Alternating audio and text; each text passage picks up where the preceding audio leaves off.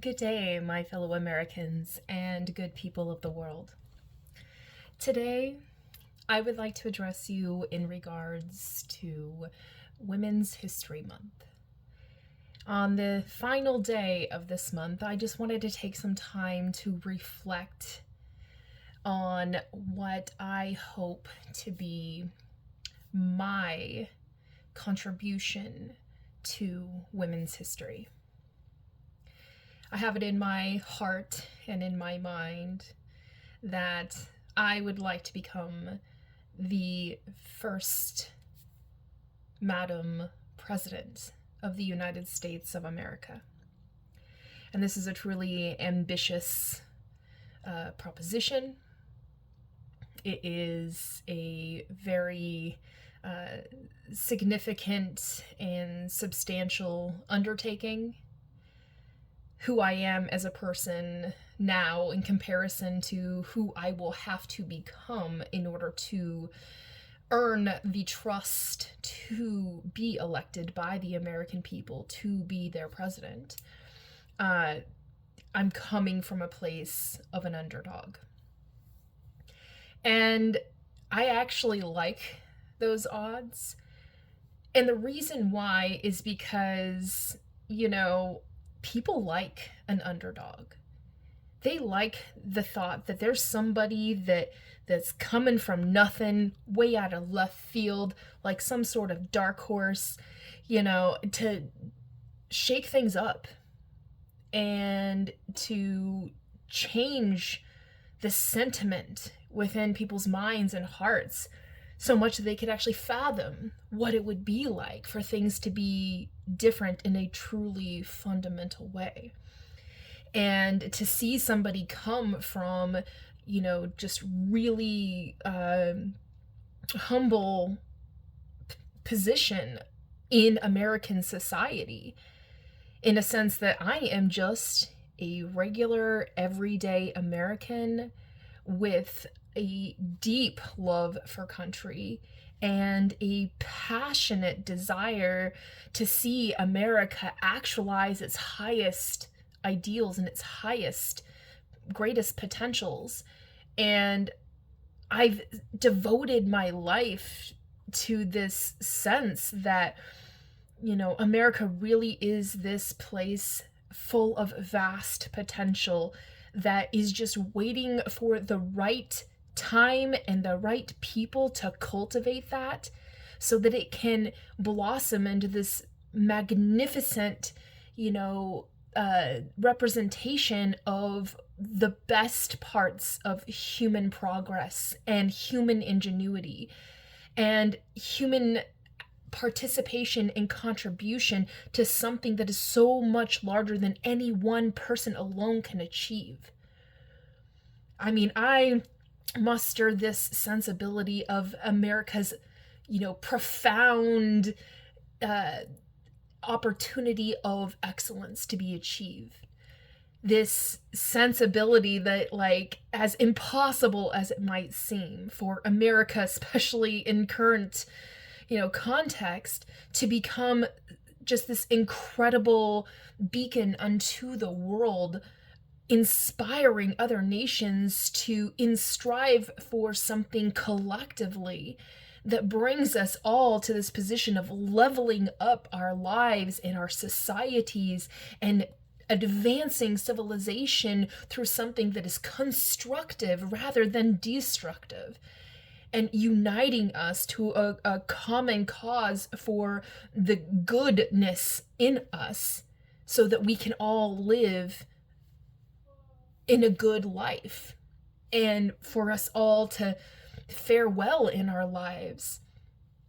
And I've been inspired my entire life by brilliant minds that have cultivated and shaped the American situation and have fostered these advancements through innovations in education and in infrastructure and technology and social constructs and cultural identity and the roots of tradition and, the expressions of personhood and identity, and all of these things have been just this magnificent fostering of, this kind of like beautiful chaos that is America, because we're just this massive, diverse place. And I've read into the stories of these people who have been those who are, agents for change, who have at the right time, in the right way, for the right reasons, created the next stage, game-changing, level up, proposition for America. And sometimes in positions where people were, one of my favorite quotes comes from Rosalind Carter, which says that a leader takes people where they want to go. A great leader takes the people where they don't necessarily want to go, but they ought to be. And seeing like this is where we should be if we really want to like proceed forward in the best possible strategic position for us to level up and advance, and to not be left behind by, other, competing nations. And, the sense that truly, I fundamentally believe, we don't have to catch up with anybody except for our founding fathers to live up to the beautiful vision that they had for this vast potential of a nation. A democratic republic of independence that is focused on holding ourselves together interdependently to form a more perfect union, to establish justice, to ensure domestic tranquility, to provide for the common defense, to promote the general welfare, and to secure the blessings of liberty to ourselves and our posterity. And our founding fathers, they set the tone. That first impression that they left us, man, we've been riding on that high for generations. And it has carried us so far. And so many people have taken up the tribal fire of that and carried it to the next tribal town through generations and generations. And they have sparked this beautiful concept of like, what next needs to be done, and becoming the living answer to that.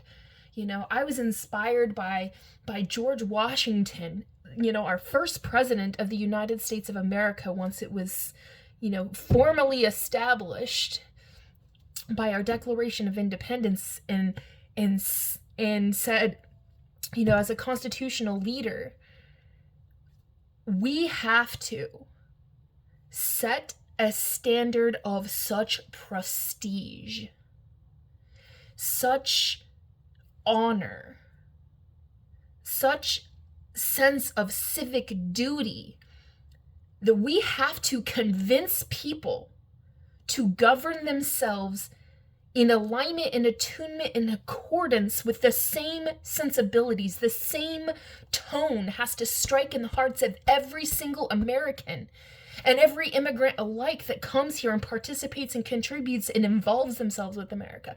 We have to ignite the passions of the people with the same tone struck that says it is worth it for you to submit yourself willingly to the standard of self-governance, to abide by our Constitution, to abide by our sensibilities of our Declaration of Independence, to abide by the things that are in our preamble promise, that we have to not only demand that our government helps us to achieve and empowers us to achieve, but we have to do the good work to bring that about ourselves, because this is not a one-man show.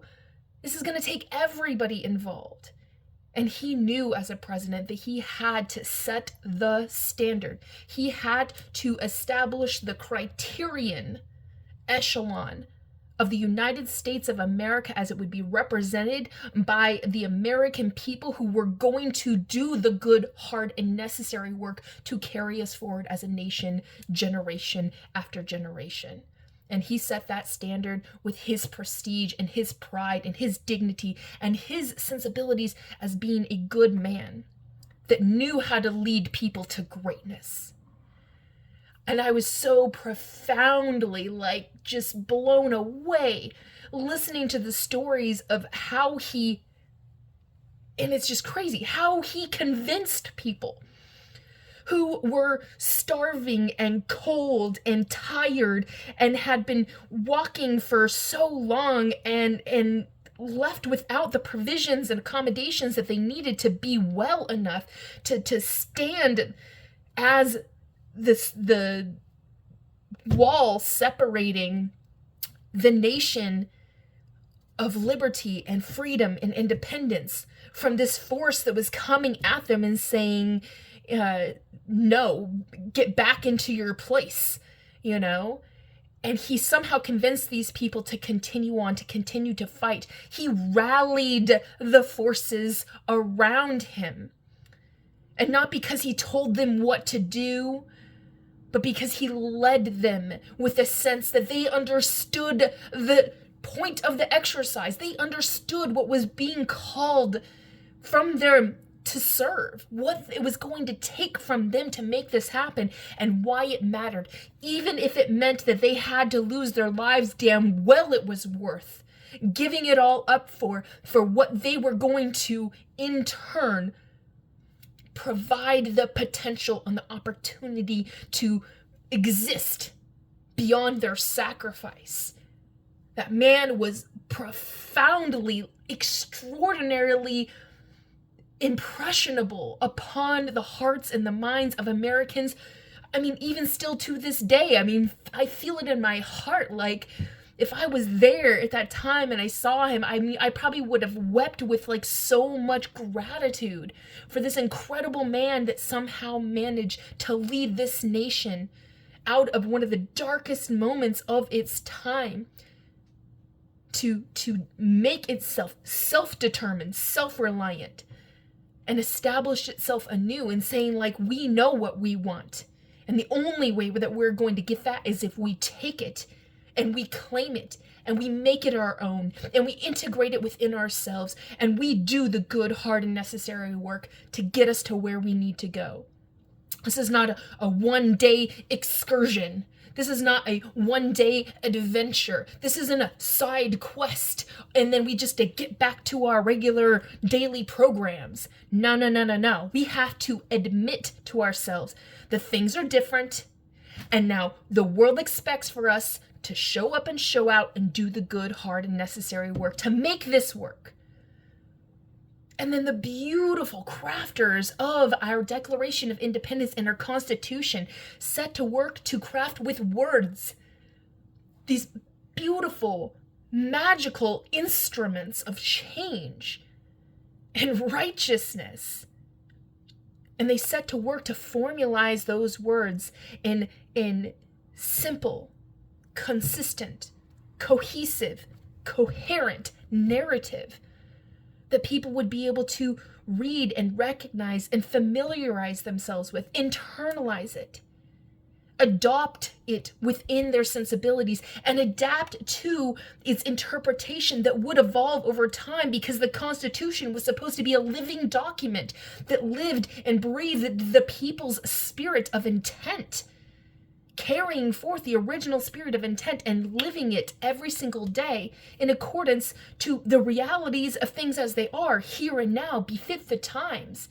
And the document and the wording and the way it was crafted, and that craftsmanship was so beautiful, I'm so impressed by it, had to resonate into the hearts and minds of every single person, every representative that was to be a part of this republic had to understand that Constitution. They had to be able to pledge their oath to it. And the only way to pledge your oath to it is if you understand it and you respect it, you value it, you appreciate it, you know what it stands for. It's not just a bunch of nice words neatly printed, crafted on a piece of paper, or, a documentation that could hopefully be able to stand the test of time. It was meant to be this thing that people would be able to read, to internalize and to say, yeah, I can pledge by oath to preserve, protect, and defend that.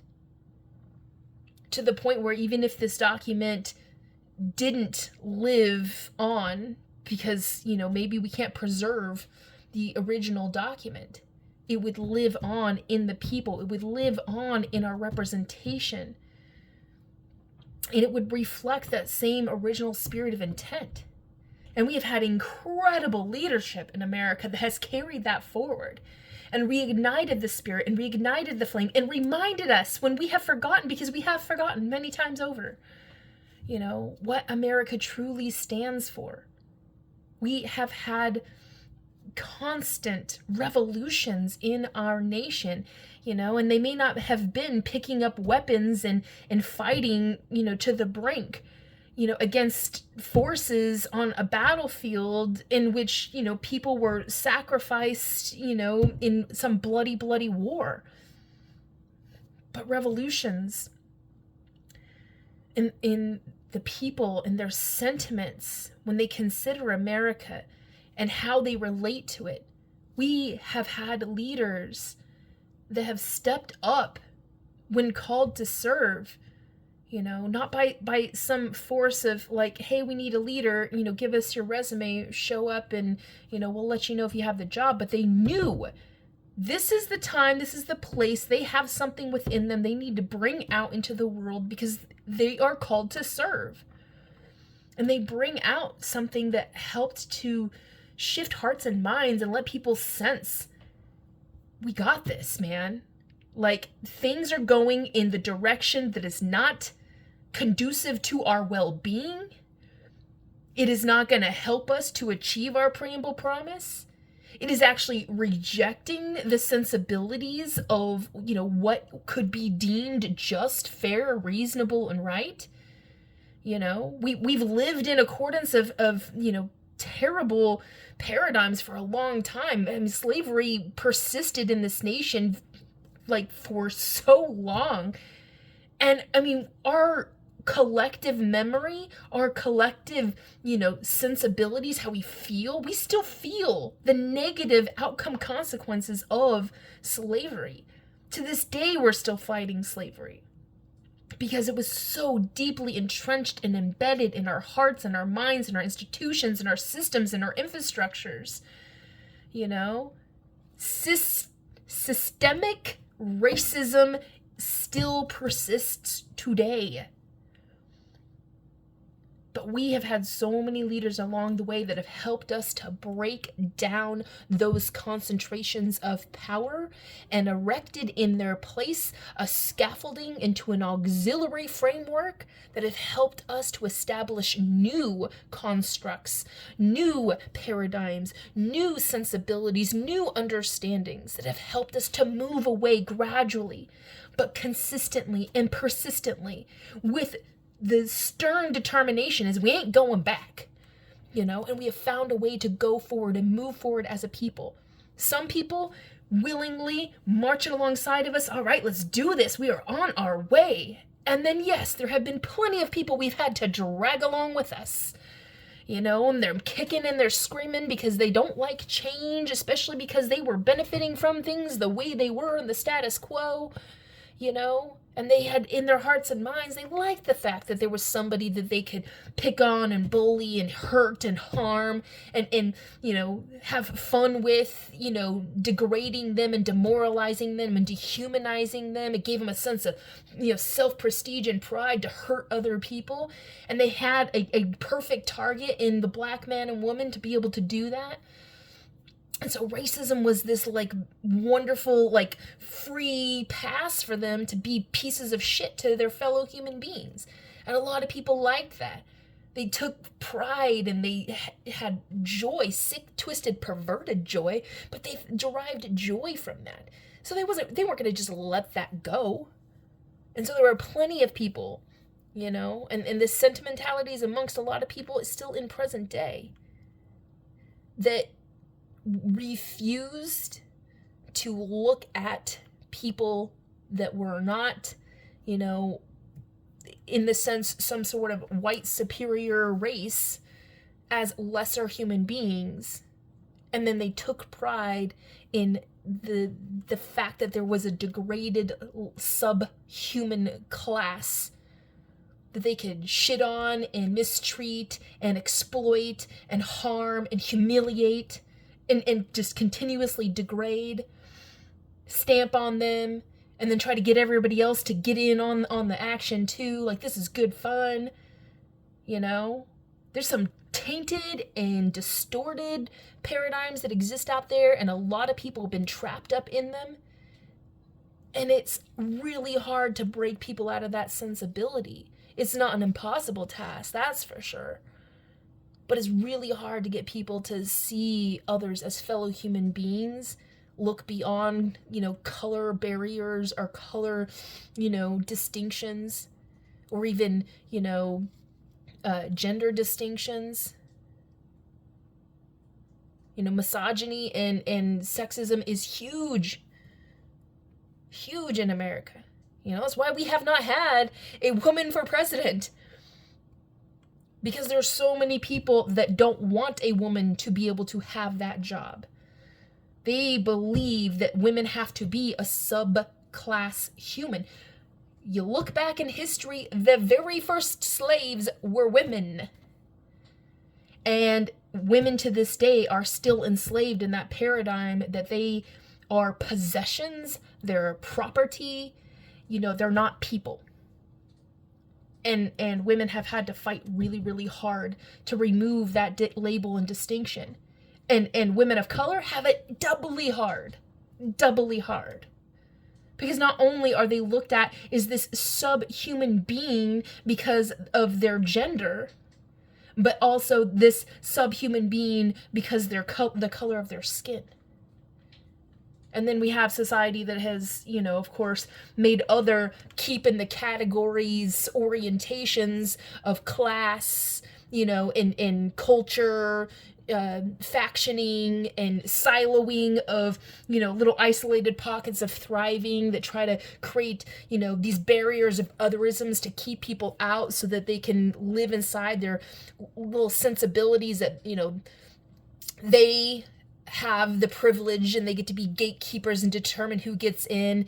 And the whole idea is to reinforce, these power structures and, money structures and influence structures that support their little pockets of thriving and let them flourish within it. And the whole thing is about how to rig schemas to be able to, extract from other people value to bring it into their little thing and then gatekeep people from entering into it. So only they benefit from all this concentrated hoarding of money, power, and influence. And they hoard resources and all these sorts of things. And that's where the label it 1%ers or whatever really exist in. And all those people are working against the collective best interest of people. And they use the leverages of oppression of sexism and misogyny and racism and religious, casting of people to try to suggest that, there's some sort of superior religion out there. So all of these constructs our nation has moved in and out of, and some of these structures have gained power and control, and some of them have been broken down over time. Many of them are trying to rebuild themselves up and to establish legitimacies. They're bringing into the mainstream as hard as they can. Man, they're pushing for it. The people who have been in part of these isolated, insulated pockets of thriving, who have accumulated money, power, influence, and hoarded resources, have bought up all of those things that have created the mainstream of content and communication, and capacities for capital, and agency and resource in society, and become these extreme gatekeepers and allowed only for their narratives to prevail, to the point where anybody who speaks outside of the, justifications and legitimacies, of their world paradigm, that allows for them to continuously be in this position of, power over everyone else, they silence those people. They oppress them, they bully them, they intimidate them, they exploit them, they harm them. And man, it's a dog eat dog, mighty crush the weak, free for all hellscape. And it's terrible. But we have so many people that, like, I see the game, man. I know that's the way it is. And they work really hard to break those systems down. The same technology that is oppressing us in terms of algorithms on platforms that have, silenced the voices of the masses in order to, promote and twist the mainstream to, present a propagandized, framework of this is what's normal in society. It's perfectly fine to troll and hate on and, send out death threats to people. And that's what's been normalized through the technologies that have been created to allow for those sorts of things to happen. And the people who in the positions of power who own those, technologies have used them as tools to do harm to people and to hurt them and to exploit. But those same technologies, there have been people that have hacked the systems and have used them to be able to raise the voice of a conscious person that says, it may not be the loudest voice in the room that is, speaking to the people about, reasonableness and a sensibility of like what's right and what's wrong. It may not be the one that's, getting the attention of the algorithms and getting, put into the feeds and, getting into the, timelines of everybody and bringing people, this is the hot new trend or whatever. But they're still able to speak their voices. And it's something that I've found that's profoundly true for all good humans who are ready, those who are ready to receive and to be awakened to the consciousness of like things, we got to break out of these shitty paradigms. Those people find, when they're ready, it's kind of like when the student is ready, the teacher will appear.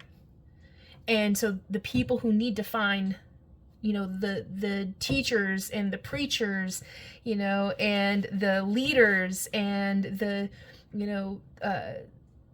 the performers and the entertainers and the, athletes and the musicians and the artists and the writers and the journalists and the, arts and entertainment sectors and, just every regular everyday citizens, the students and, business owners and capitalists and, free market players, like all of these people, when they're ready, they're fed up with the way things are, they will find the voices that are resonating to them a sense of, yeah, I am pretty fed up with the way things are. Yeah, I'm getting along in my life, but my life isn't a lot, There's not a lot you can look at and be like proud of and stand on that with principle and be glad that that's the experience that you have. So few people in America, even in modern times, can be content. And I'm not talking content like, it's good enough and, let's stop in striving for things. It's not like giving people delicious soma and then they like tune out reality and they're perfectly fine with the fact that in actuality they're being oppressed. That a lot of that is going on right now. But people are sensing, man, like if I can't wake up every single day and have a sense that, man, I'm living the good life. I'm happy to be alive. America is the best country in the world. We have it so good here. And I'm so grateful every day that we work together to cultivate this American situation and this American experience. That, man, people long to be here. They desire to be here because this place is like really worth being a part of and experiencing and being involved with. And I'm so proud of knowing that America is my home. It's a place worth defending. I'm all about, being patriotic, not in a sense of like, I would die for my country, although, there are plenty of people that have the spirit of, wanting to be in the military, that have that sensibility. But it's like a sense of like, man, I will live for my country. I will bring forth my best so that my country can become its best. Because I know when my country thrives, I thrive. Because that's the way that we have made our country work for everyone's advantage without anybody's disadvantage. That's the America of my highest ideals. And I see so many people waking up to the reality, man, I would like it to be that way too. And they're not getting that signal that that's even possible from the mainstream, especially the mainstream that's been hijacked by these, corporate interests that are embedding themselves, in the government, that have now become this controlling mechanism that is trying to dictate your life to you. Not just in a sense of telling you what to do, think, and feel, because yes, they do that. They're definitely deceiving the people into thinking that, don't trust your experience because it's, your lying eyes. You're not really hurting. This is actually a good thing that you're not able to live and afford a good living, and there's no decent work, there's no economic growth, everything becomes more expensive and less accessible, and, that experience, you should be grateful. That's the way, that's the American way now. And you have so many people that are trying to sell you on that.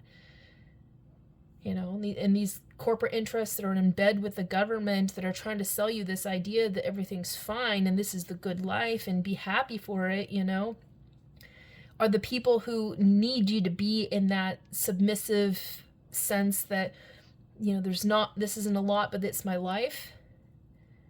There's nothing that can be done about it. Man, the world is just shitty for everyone. Instead of saying, no, man, we could have it so much better. And we deserve so much better. And man, it's truly possible if we put the effort in, because it's possible to change things around.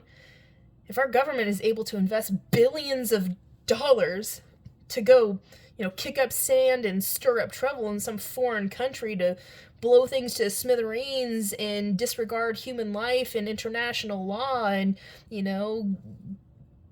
cause all these problems that, made things worse than they were when they started. Like, if our government can have the resource, the time, the effort, and the energy to do all that, man, if people actually cared, we could direct those resources to do things to improve the human situation here in America, improve the American situation. So it's political will, it's the will of the people, and it's, a sensibility of like having a grand strategy to say, once you get into position and you have all this power, what are you going to do with it?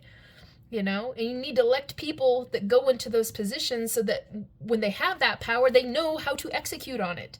They know how to direct it.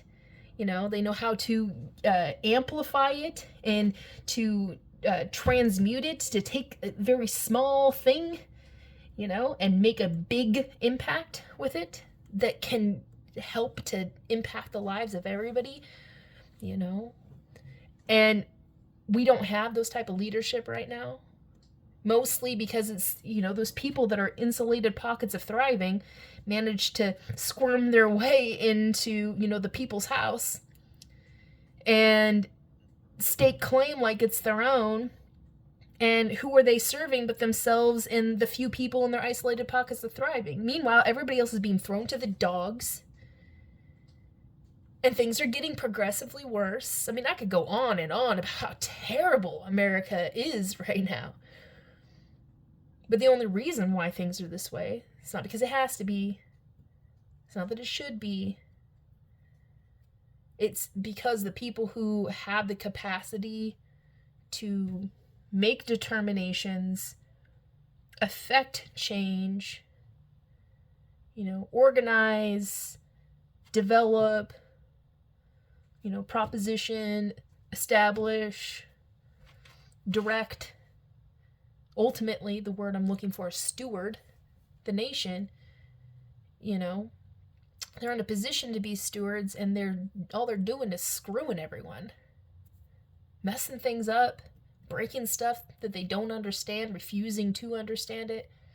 The only way out of this is to get people into the positions of decision making who want to be stewards, who understand what that's going to take, you know? And I've spent my life listening for the pulse of America. I've been listening to the voice of the people. I've been listening to the everyday American person. I've been listening to the kitchen table concerns. I've been listening to the woes and the wants and the needs and the pleading.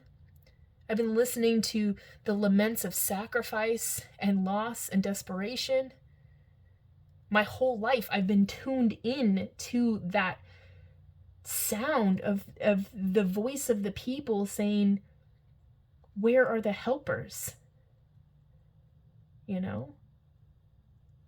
But it's not like they want somebody to come and play savior to them. They just want to be empowered so they can become self-reliant and self-determined, so they can have the dignity and the pride of knowing that they made their own way and that they got to choose what that was. I mean, it's the same story. It's, you know, we were promised a bill of goods, life, liberty, pursuit of happiness. All of us are equal.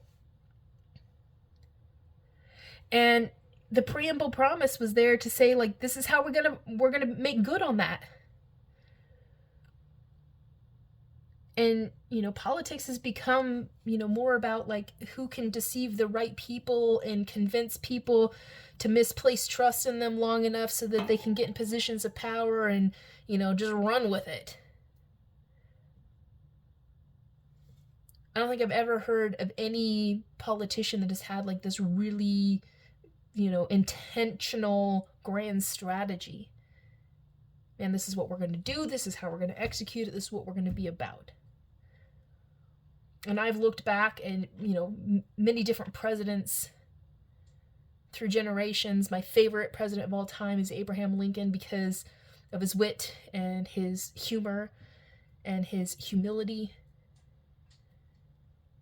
his might of great care, his determination to do right by the people and to preserve our union, to make the difficult decisions, and to bear the weight and the burden of the profound and tremendous responsibility of the duty of President of the United States. He carried us through a civil war.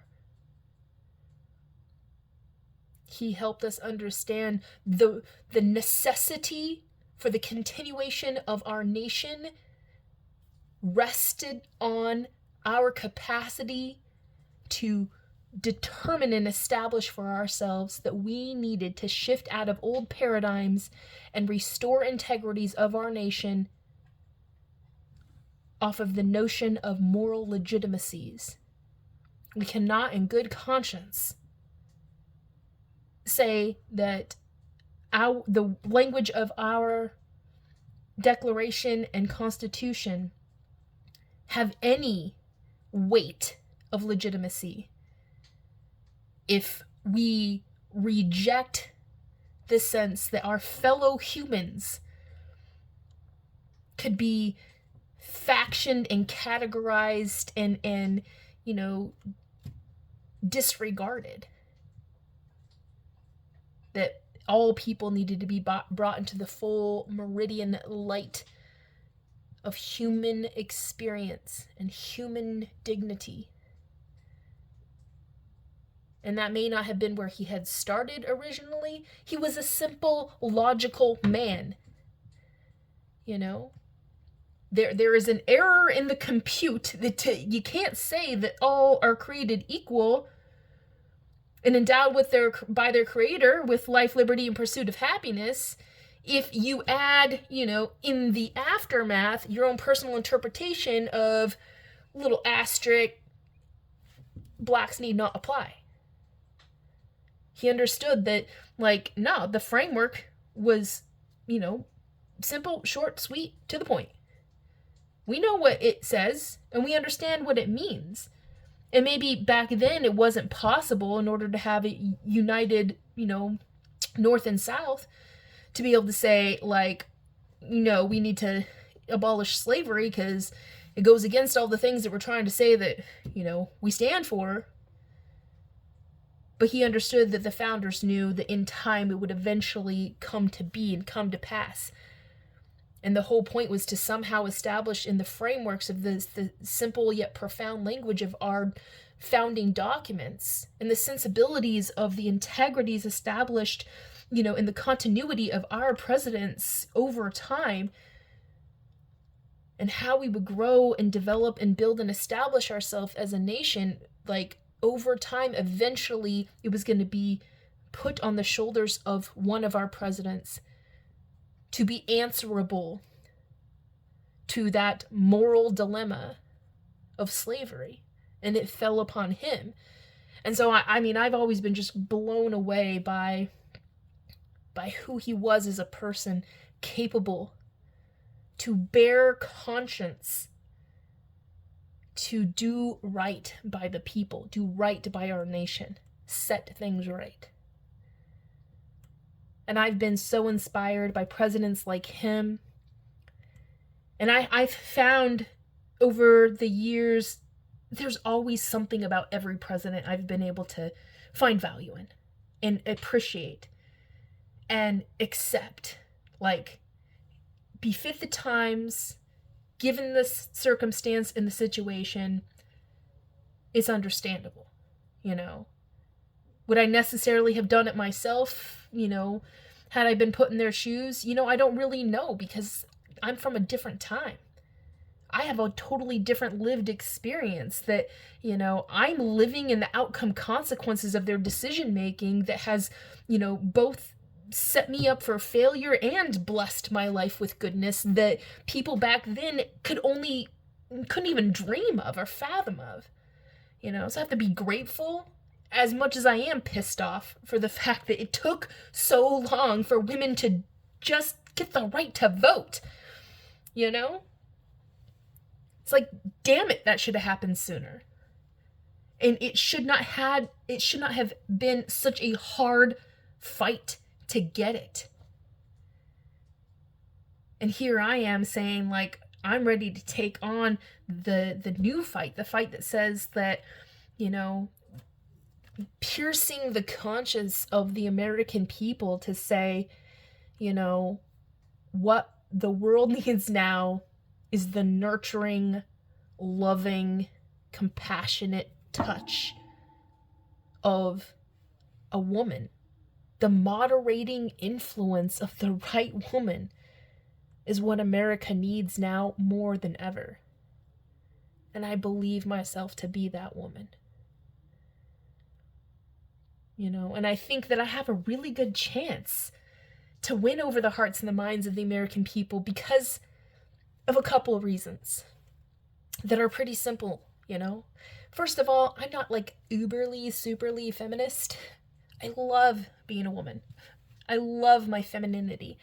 I embrace it, and I encapsulate it and I embody it and I love it, But I'm also very much embrace of my masculine energy, My whole life I grew up with brothers and I have been, something of a tomboy. I played sports in school, I became a carpenter at a very young age, I built my own doll houses, I'd be in my grandpa's workshop building up doll houses, and then I'd go to my grandma's sewing room and I'd sew myself dolls and doll clothes. I was always very hands-on. I'm an engineer, I'm a builder, I'm a crafter, I'm a maker, I'm a designer, I'm a builder. And, that's my masculine energy that comes out in that, It's my logics and my sensibilities. Like, I love math, like one of my favorite pastimes is just to sit down and do mathematical equations, like It's weird and it's strange for most people, but I love it, I've spent my life trying to like break down the Riemann hypothesis, like in my spare time, because I love that logical, basic framework of like equating and computing. But I also very much have the intuitive and emotional and fluid and insightful and, instinctual sense about me. And I have mystique and allure, and I cultivate my beauty, and I love being a woman. But some of my happiest times are when I'm building things with my hands. I became a carpenter, a specialty trim carpenter, building doors. And it was, one of my favorite positions. It was a career that I wanted to do, for my whole life. Not in the sense of like it being like a career, like this is my job and how I was going to make money forever, but I always wanted to be able to craft things out of wood with my hands and make these beautiful and functional things. And I learned so much being a door builder. I ran my own door shops by myself. I'm lifting up 200-pound door slabs and slinging them into door machines and slinging them on tables, and I'm crafting arch doors and double doors and doors that were 12 feet tall and storm doors and safe doors and, doors for hospitals and hotel rooms and entire door kits for $1 million homes.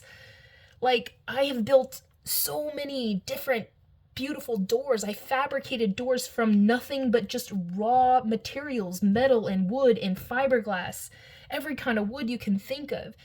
And I've made these beautiful, functional doors, and most people don't think about it. You go through a door every single day. Your door says everything about your home. Change your door and you've changed the entire profile of your whole house.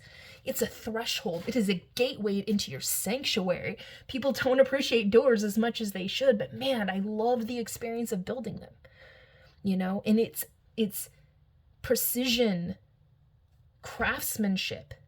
Carpentry is a business of understanding how things work, why they work, understanding calculations. I mean, we're talking like, you have to understand 30 seconds, 64ths, small measurements. You also have to understand what a smidget is,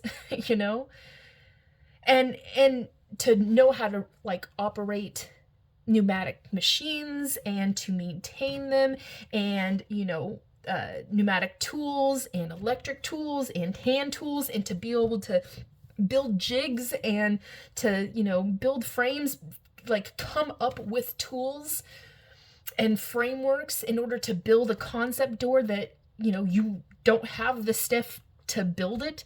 There is no machine that makes these special archway doors, but you figure it out, and you template it and you understand the frameworks. You understand the exact precise measurement for every position of the door, how it sits in the threshold, how it sits in the framework, where your jamb has to be, how deep your hinge has to go in, where the pin's going to set. You have to understand how the weather stripping is going to hit. Is the door going to be thick enough?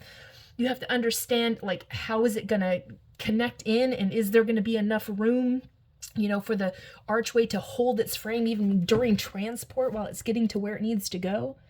Is it going to be able to stand the test of time with strength and durability so that somebody couldn't just come in and like break away your jamb and enter your house? It had to have security and stability. Like, these are all the things that I had to fathom to learn how to be a door builder, And from that position, I built all kinds of things, And I evolved from that position to build houses from the ground up. I've done everything from laying foundations and framework, drywall and painting, and installing, stairways and doing epoxy on floors and installing roofing and, installing plumbing and electrical and installing windows and frameworks and moldings and baseboards and trim and doors and appliances and countertops. I mean, I have done it all. I have built a house from the ground up. I've gone in and I've done remodels on houses, bringing them up to par, bringing them back to life, which is so much harder to do than it is to start from something from scratch with a blueprint, and here's all your fresh, clean, nice material, and you just put it together and it works. It's a lot different to take the things that you have, remove the right things that you need to in order to upgrade something to make it more, aesthetically appealing or more structurally sound or more, utilitarian or, more sensible with the space. Upgrading it, making it more appealing for people so that you increase the value of a house. I have had to do those things in order to work as a carpenter and, a construction worker. And the things that I've learned from those experiences have given me such a profound advantage to looking at the world as just this complex riddle and this problem that needs to be solved. It's something that can be designed for and innovated out. You just got to understand all the variables at play and really care to understand what you're trying to do with this. What's the point of the exercise?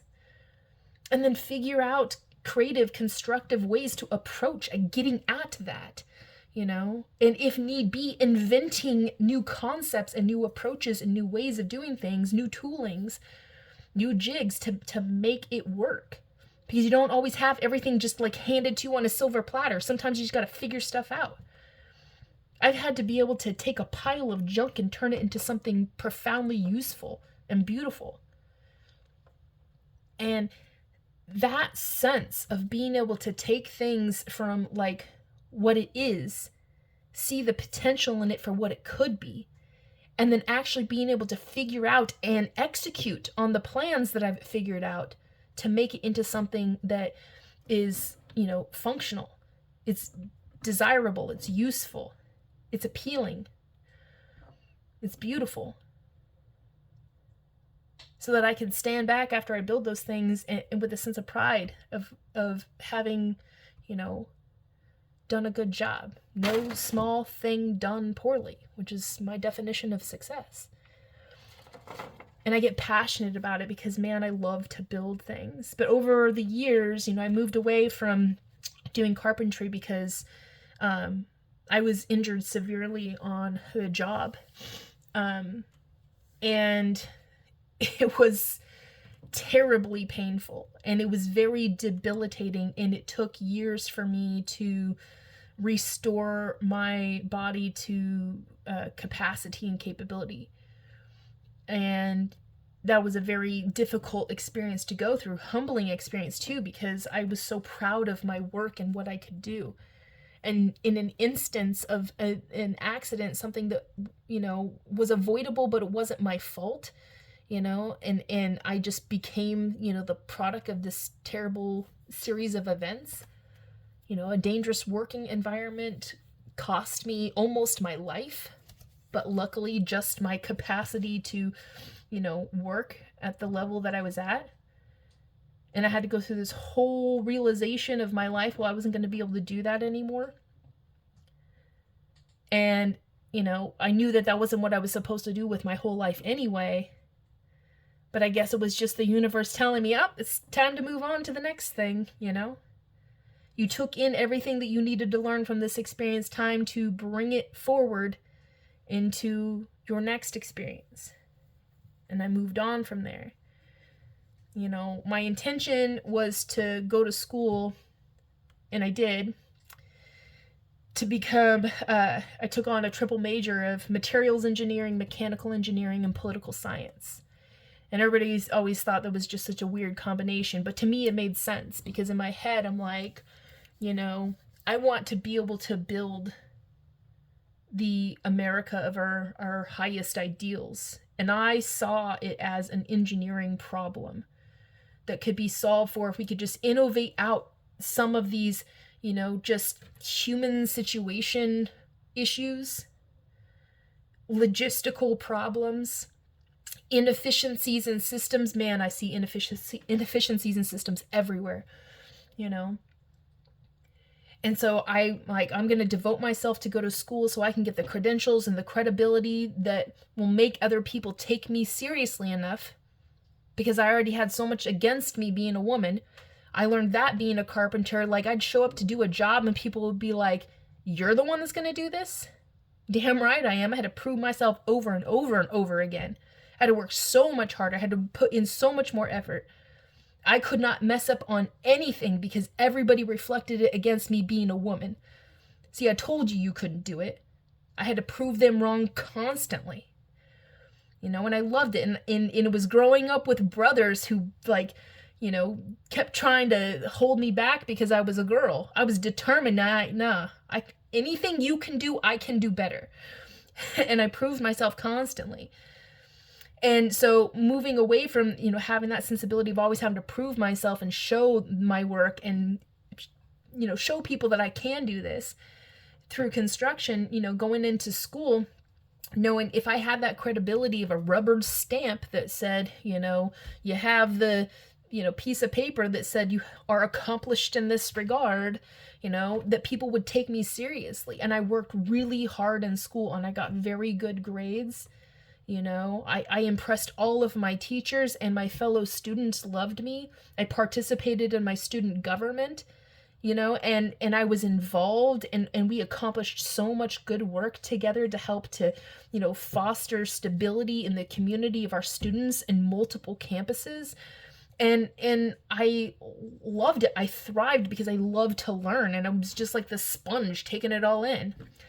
And then freaking COVID happens. And of course, it was impossible to do engineering work over a computer. And so I took on some other courses and learned some really profoundly interesting things, in distance learning. But when I realized COVID wasn't going to be ending anytime soon, that pretty much ended my, education run, because it set me back. I had this whole plan to do this triple major, and I had to get my work done in a certain sequence of events in order for me to be able to go over to Germany and be able to do a dual degree at the same time. And because of COVID, that became impossible. And so I was set on this whole new trajectory. And I decided, you know what? Maybe I don't need that rubber stamp. And so I focused instead on taking everything that I had learned in school up to that point, everything that I knew I was going to be on track to learn, and put myself in positions to learn those things through self-education.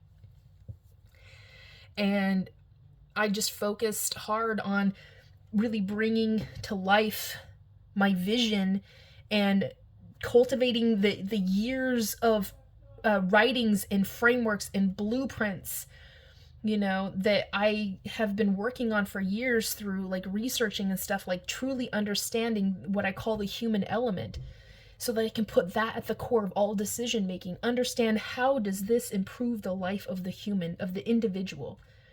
And how can that, from that place, help people to become better people, so we can become, better citizens and community members and neighbors and friends and coworkers and colleagues, and that those things would have positive ramifications in everybody's life by simply just focusing on the individual and improving their human experience and human circumstance. And I dove deep in everything. I mastered the concept of all of these paradigms of a human's life and how to approach it in a technical, innovative, intentional way that isn't about making them live out a life, in some sort of template format. And, we're trying to, mass manufacture and produce a certain type of human. No, it was just like, what can be done to help to empower the individual so they can live out the best truth they know, become their best version, and to be empowered, to become self-sufficient, self-sustaining, self-reliant, self-determined, free and independent people. Because that's who should be the American when you think of, what makes an American. It should be all of those things, so that that person, when they say, are you living life, liberty, pursuit of happiness? And they can answer with, distinction and, honesty. Damn right I am. And they can live out in confidence to know that, things aren't given to them. But living the good life is just a given in America. It's like, yeah, that's just the way things are. But you want things from fruits of your own labor. You want the dignity of work, to know that you've done, no small thing done poorly, a job well done. You earned this, you deserved it, it's yours, you made it your own. But you need supports in order for that to happen, and so, like, I'm a mother of two. Both my children are, over the age of 18 now. And, but, raising my children and being a mother put me in that position of, like, the motherly love and care and concern. I always call it the mama bear effect. I want to, help to foster my children's growth and development, but allow them to be true to who they are, for them to figure that out for themselves. It's not my place to tell them what to do, what to think, what to feel, but to guide them so they can figure those things out for themselves. Children are people, not possessions. And I wanted to be able to just bring out the best in them. I wanted so much for their happiness. And I knew as a mother that, all I could really do is just to give them a sense that I'm a trustworthy guidance for them. And then to give them, models for living that they could try out for themselves and figure out, if that works for them. But just giving them kind of like a stepping stone for them to, try something and then figure it out for themselves, innovate for themselves what's going to work best for them. Discover who they are as a person when they try new things. Give them, of course, an understanding, like, right from wrong, understanding how to adhere to laws and rules, and then just how to be a good person. The golden rule, treat others as you would want to be treated, but also the platinum rule, treat others as they want to be treated, and really respect the humanness and the personhood of others. And those lessons of being a mother, like, really helped me to be able to better understand the human element. I'm not trying to claim I was a perfect mother, because I certainly had so many disadvantages of society working against me that it made it really, really hard to be a good parent. But that also made me sympathetic of the fact of understanding how hard it is to be a good parent in America. And man, that's fundamentally wrong. We should be empowering safe home spaces for people so that families can, stay a cohesive unit together, and that parents can be there for their children to raise them into, good people. And society really, like, prevents that from happening. And, it isn't any wonder why we have so many dysfunctional people in the world, and why so many kids get caught up in the streets and then the systems, and, they turn out to be, hooligans, and they have to go through this whole, like, reintegration system back into society, or they get caught up in the system and end up in jail. Like, there's no wonder to me why those things happen, because, man, like, our society has really left behind the whole concept of, the familial unit and the integrity of the safe home space. And has made it impossible for people to cultivate that. And so whole populations of people have been left by the side of the road and put in these precarious situations, and we've been turning out dysfunctional people.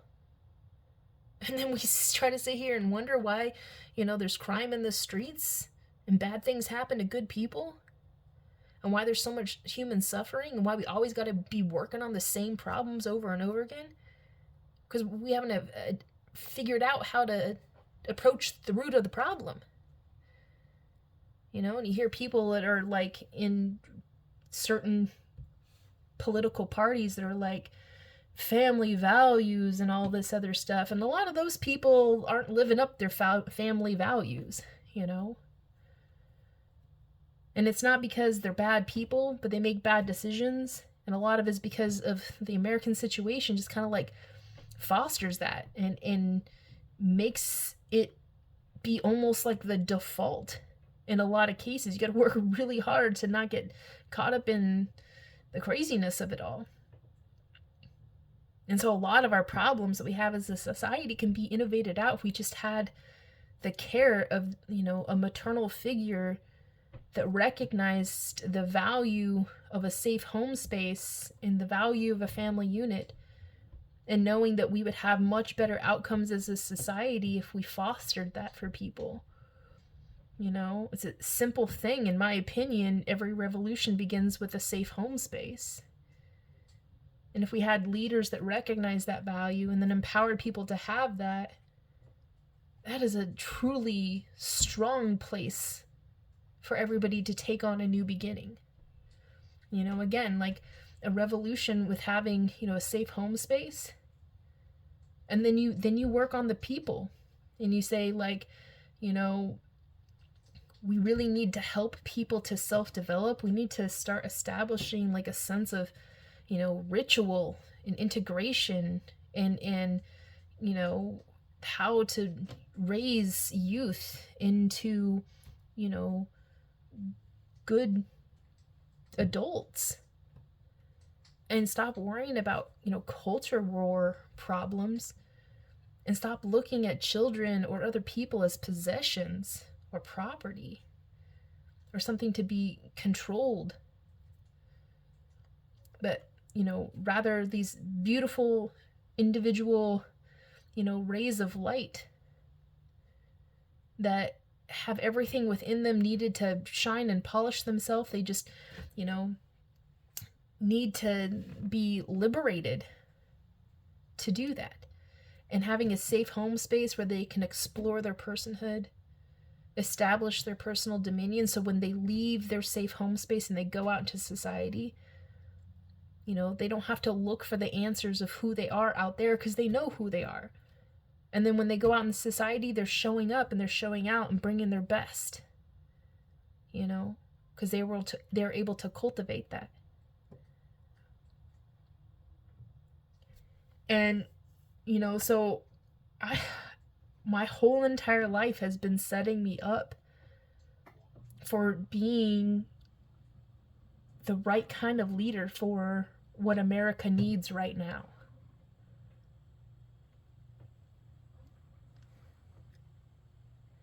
And I'm not a perfect person. I've made mistakes in my life, but I have intentionally, sat down and learned from them. I've done good, hard, and necessary work to process all the trauma that I've lived through in my life, because it is impossible to grow up in this crazy world and in this, dysfunctional America and not be traumatized to some degree. I've done personal development in order to really understand who I am so that I can show up and be my best and do my best. And it's a work in progress. I will always be working on that. Self-refinement, And I think that if we fostered that type of education within our education system, really empowered people through personal development, we would get a tremendously different set of outcomes in terms of our, society and our civil discourse and our, political dialogues and debates. And we would need for a lot different sets of social supports. because a lot of, how people fall through the cracks of society is, yes, systemic inefficiencies and dysfunctions, but it's because they're not designed to support the holistic person, and so it would solve for a lot of our problems if people were able to be made whole and really cultivate their best version, and then to be able to show up and for society to provide them with opportunities for experiences and encounters and engagements, in ways to participate and contribute and to, build up their, value and their worth, and to accumulate possessions, that they've received as fair compensation for the value that they've brought to the world. And, there's so much that needs to be done to bring that about. And when you start investing in people's well-being and setting the American situation up for people to fare well in, a lot of the other things that we spend so much time on to fix the outcome consequences of dysfunction will fall away. You have less need for enforcement of law when people just naturally are abiding citizens. And how do you get people to become abiding citizens? Well, you make America a place worth involving with and to doing right, and in a place that isn't so damn punitive about everything. Our justice system is geared towards punitive stuff instead of corrective and restorative. We need to have restorative justice. Criminal justice reform should be literally about helping to reform people and reintegrate them back into society, because we need everybody showing up at their best. But the truth is, sometimes people make mistakes and they make bad decisions, and they got to face the consequences for that, take responsibility and ownership for it. But, you need to correct for the mistake, help to restore the person to wholeness, but recognize that, they are not the mistake of the world. They still have potential for goodness, and we should foster those sorts of things in people.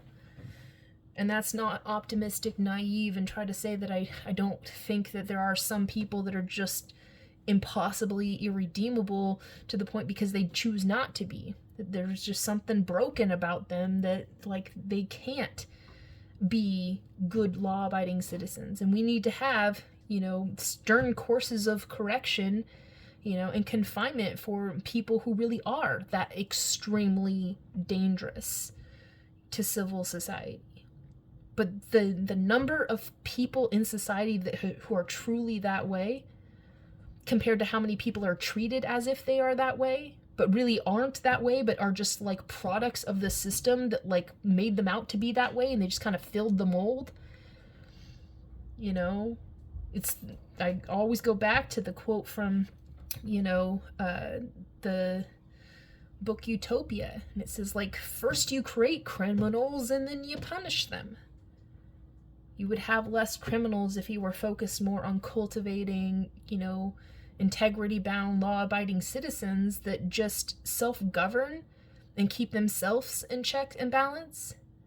And understand sometimes we make mistakes, but there's always a way to correct for it.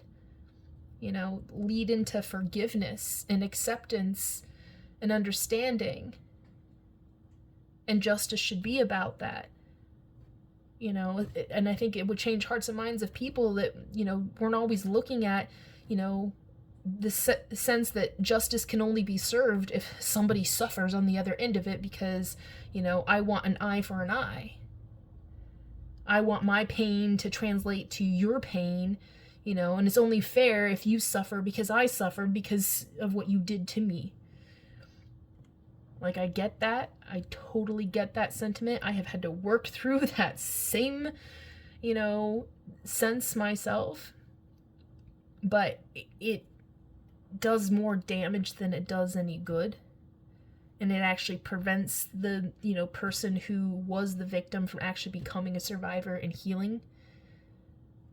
And, you know, the whole point should be restoring everybody to wholeness.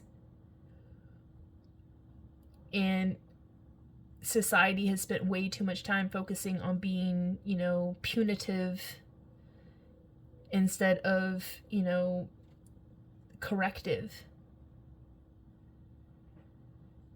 And that's probably like one of the hardest ones to like work through, but I think that that problem kind of irons itself out over time as we just become better people, better citizens, because we have less people acting out, you know, in frustration or angst or desperation, where it leads them left to their own devices, not having good role models in their lives to reflect what is good humanity and civil society. And they do things that are wrong, you know, and then we have bad outcomes of crime in society. Like, those sorts of things can be solved for if we take the right, you know, intentional steps to cultivate, you know, safe home spaces for them and foster, you know, communities that are welcoming and inviting, and, you know, create the sentiments in society of like respects and decency, you know, and it's not trying to like make everybody be like moralized through law or something like that, but it's fostering a sense that there's a few things that we can do as a collective society just to make the human situation, the American situation, and the human experience better. And from that place of like better stance and, you know, position of stability, they'll be able to live out a human experience that has more options and opportunities for them, you know, and they can be championed for their best to come out, and then many of the problems we have in society will just naturally fall away into irrelevance, you know. And when I think about it, like, I so much focus on this wave, like bringing everything together, and I want for the happiness of people, and I rather them be happy and content and living with this peace of mind that, you know, everything's going to be all right. Even when things go wrong, we don't have to go wrong with them. Like, and have a sense that we have people in positions of authority that can make big moves at the right time on our behalf to help to set things straight when things go awry, you know, and it messes with our lives and like our sensibilities and our stabilities. Like, we have people in positions of authority that care enough to want to, you know, do right by the people, make sure they're okay. And they're busy working, you know, behind the scenes to figure out how to set things right so that people can be made whole. And I'm that type of person, you know. I've been a caregiver for many years out of my life, and I've been a caregiver for children, for, you know, teenagers. I was a part of a big buddy program, and I was part of mentorships. I have done caregiving for sick people, elderly people, dying people, many veterans. I've been a caregiver for many different veterans, most of them with significant post-traumatic stress, TBI, which is traumatic brain injury, and other, you know, wounds, you know, wounded warriors, and, you know, people that fought in, you know, all these different wars. And as a caregiver, I've taken so much insight from that experience. It has helped to inform my sensibilities of the might of great care. I have been the confidant, the companion, you know, the one true solid for these people. They've told me stories of, you know, the traumas of war, the dramas of navigating the dysfunctional veterans care system. You know, tell me about like the things they loved about being in service, and the camaraderie that was with it, the sense of pride of serving their country. I mean, they told me their most, you know, darkest secrets and their most, you know, cherished memories. I've worked with them to help them to overcome limitations. I've helped them to believe that, you know, the world's not a total waste and that they're not alone in this world. I gave them the sensibility that they had a friend in me, and that I was there to help them, and that I never made them feel like anything less than a, you know, complete human being that was, you know, cared for, cared about, respected, appreciated, valued. But it was a huge undertaking, a tremendous job. And I have done caregiving for people all the way up until their death. And it's hard. It's hard to lose somebody that you are the caretaker of. And that position has made me so sympathetic to the human experience. You know, I have a profound respect for our military because of it. You know, add that on top of, you know, I come from a long line of many people in my family who have served in every branch of the military. And, you know, all the wars. And coming from an experience that, you know, I used to be a military spouse. I was married to a military service member, active duty, that did multiple tours in Iraq and Afghanistan. And coming from that position of understanding that sympathies, like even though that marriage concluded with a divorce, you know, and not so amicably, I still took away from that experience a profound and deep respect for military, despite the fact that I saw a not so great side of it. But I have a deep understanding of the inner workings and understand what it takes to be a military family. And, you know, and to support a soldier. These sorts of things have given me a profound sensibility of the tremendous responsibility of being a commander-in-chief, to understand, you know, what it means when you send somebody on a deployment, what it means for their soldiers to engage in combat,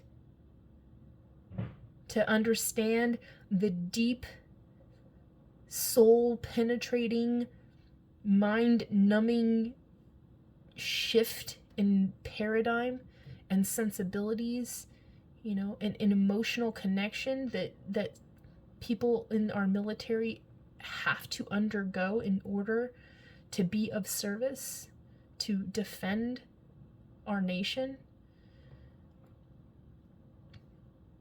And that has given me such a tremendous insight, you know, and I've always had like this deep abiding interest in the military, and it started with my great-grandfather, who didn't tell me much about his military experience because, you know, he kept a lot of it to himself.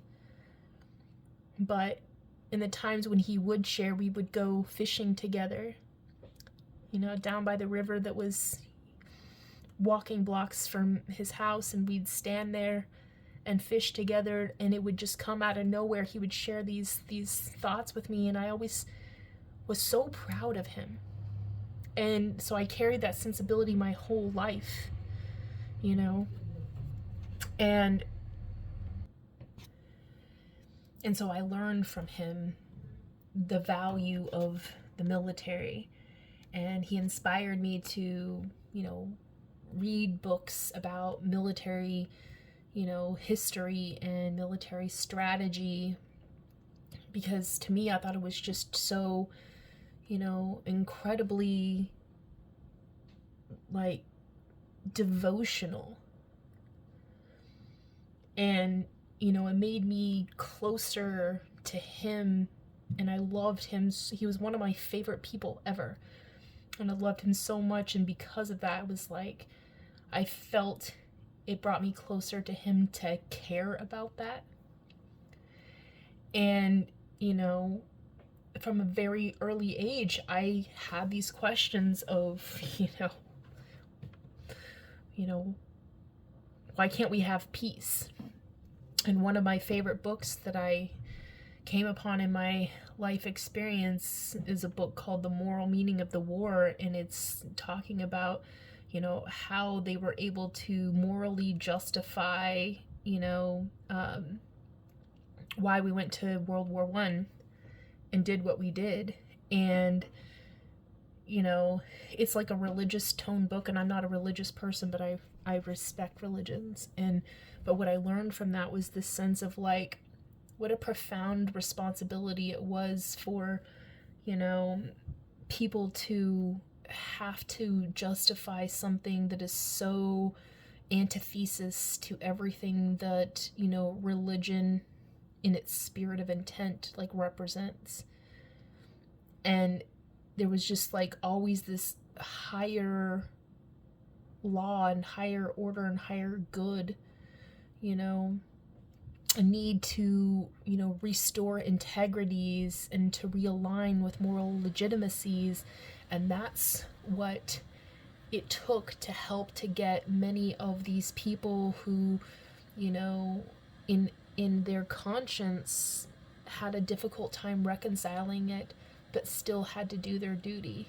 And they found a way to do that by impressing upon their conscious insensibilities that I do this not for the want to have to do it, but for the necessity of it to be accomplished. Because if I do not do this, what will exist in the world from my, you know, inaction will be something far more perverse and dark and inhumane.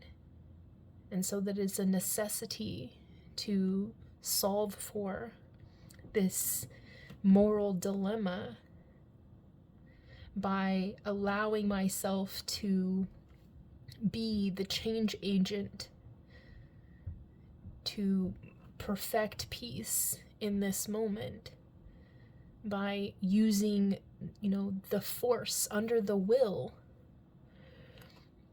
that there is no other way. And to me, it's stuck with me my whole life, this sense that, you know, the moral meaning of the war is we go to war to secure peace.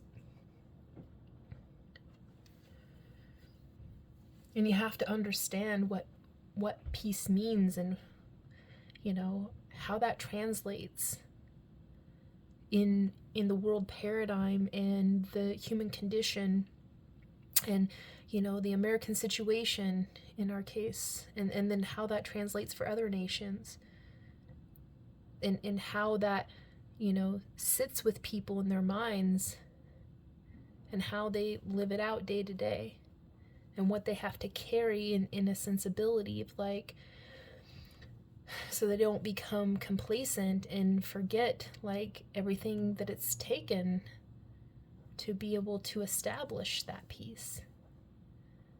That's why understanding our history and respecting it is so important, you know? We have to know where we've been in order to understand why we are where we are, in order for us to like truly be informed about where we're going and to be actionable with that responsibility of like, all we have is now to make a difference, to make sure that tomorrow is better than it is today. You know, and while I was married, I helped my soldier to pass their, you know, as they were being promoted and leveling up through different promotions. I helped my soldier to study and to learn about, you know, the duties and the responsibilities and the, you know, sensibilities of that role, what was to be expected of them, what they needed to understand, and, you know, how their worldview had to be informed, and how they were going to be able to take on the responsibilities of that duty and that role.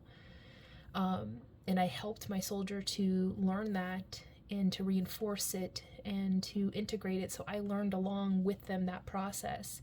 And I grew this, you know, profound, deep respect and understanding of like really what it takes in order to help to establish, you know, a cohesive military that is capable, and, you know, how to mobilize an individual and empower that individual, you know, and train them and condition them, and to keep them, you know, constantly evolving into, you know, a better version of themselves as this, you know, person that has to be capable to, you know, go and do this, you know, profoundly challenging role. And, you know, I learned a lot from that position, to the point where it helped me deeply respect and appreciate like the concept of going to war. You know, and I also learned from the experience of, you know, my soldier coming back from war, and how they were changed, and how I had to help them to establish coping mechanisms, and how they had to be, you know, supported and helped to reintegrate back into society, and how it profoundly changed them as a person and who they were, you know, and how they showed up in the world. And, you know, understanding, you know, my friends that I was connected with in that time frame of my life, like so many different service members, all working different MOSs, and, you know, in different units, and having different responsibilities, and every one of them, you know, seeing them and watching them and encouraging them and helping them to, you know, have a sense of that they were cared for. You know, many of them were away from their families, and many of them were very young, you know, fresh meat, essentially.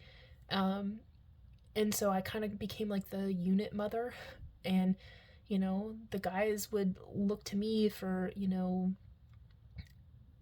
a mother figure type role, and they would come to our house for holidays, and, you know, I would cook for them home cooked meals, and, you know, help give them advice and talk with them. And it was something that I learned so much about how the entire world of being a soldier is so much different than the rest of the world and the rest of society. And it's damn near impossible to really sympathize with it unless you've lived it. You know, and in being, you know, just such a compassionate person, and wanting to, you know, be there and be comfortable with all the people that, you know, we had to create a cohesive bond amongst the platoon. And, you know, it was about fostering that amongst the guys, and that gave me a profound respect, but also a sensibility of like really what it takes for them to do what they do, you know? And knowing that it's almost kind of like you wouldn't want to deploy somebody for no reason, but, you know, given the right reasons and the right conditions, man, these people were ready to rock and roll. And they were so capable. And they were, like, so intelligent. And it was profoundly, like, mesmerizing to me to see how people, like, process through boot camp and then, you know, their training and coming into, you know, duty stations and then integrating with their units and then to be deployed together and to be activated, you know, for deployment and, you know, preparing and all of that. Like, there's so much insights of, like, the entire brilliant orchestration, like what it takes to have a functional, operating, cohesive military. You know, there's so much to it, so much logistics to it, like, and so much, you know, so many human factors that you have to consider in it too. And the rules and the regulations and the standards and, you know, the operating procedures and the fact that it's ingrained into their head, so it becomes literally default second nature for them to know how to execute on things. Like, I learned so much about, like, the value of our military and what they're capable of and how they are brought into that position of capability. You know, while I was in school going through, you know,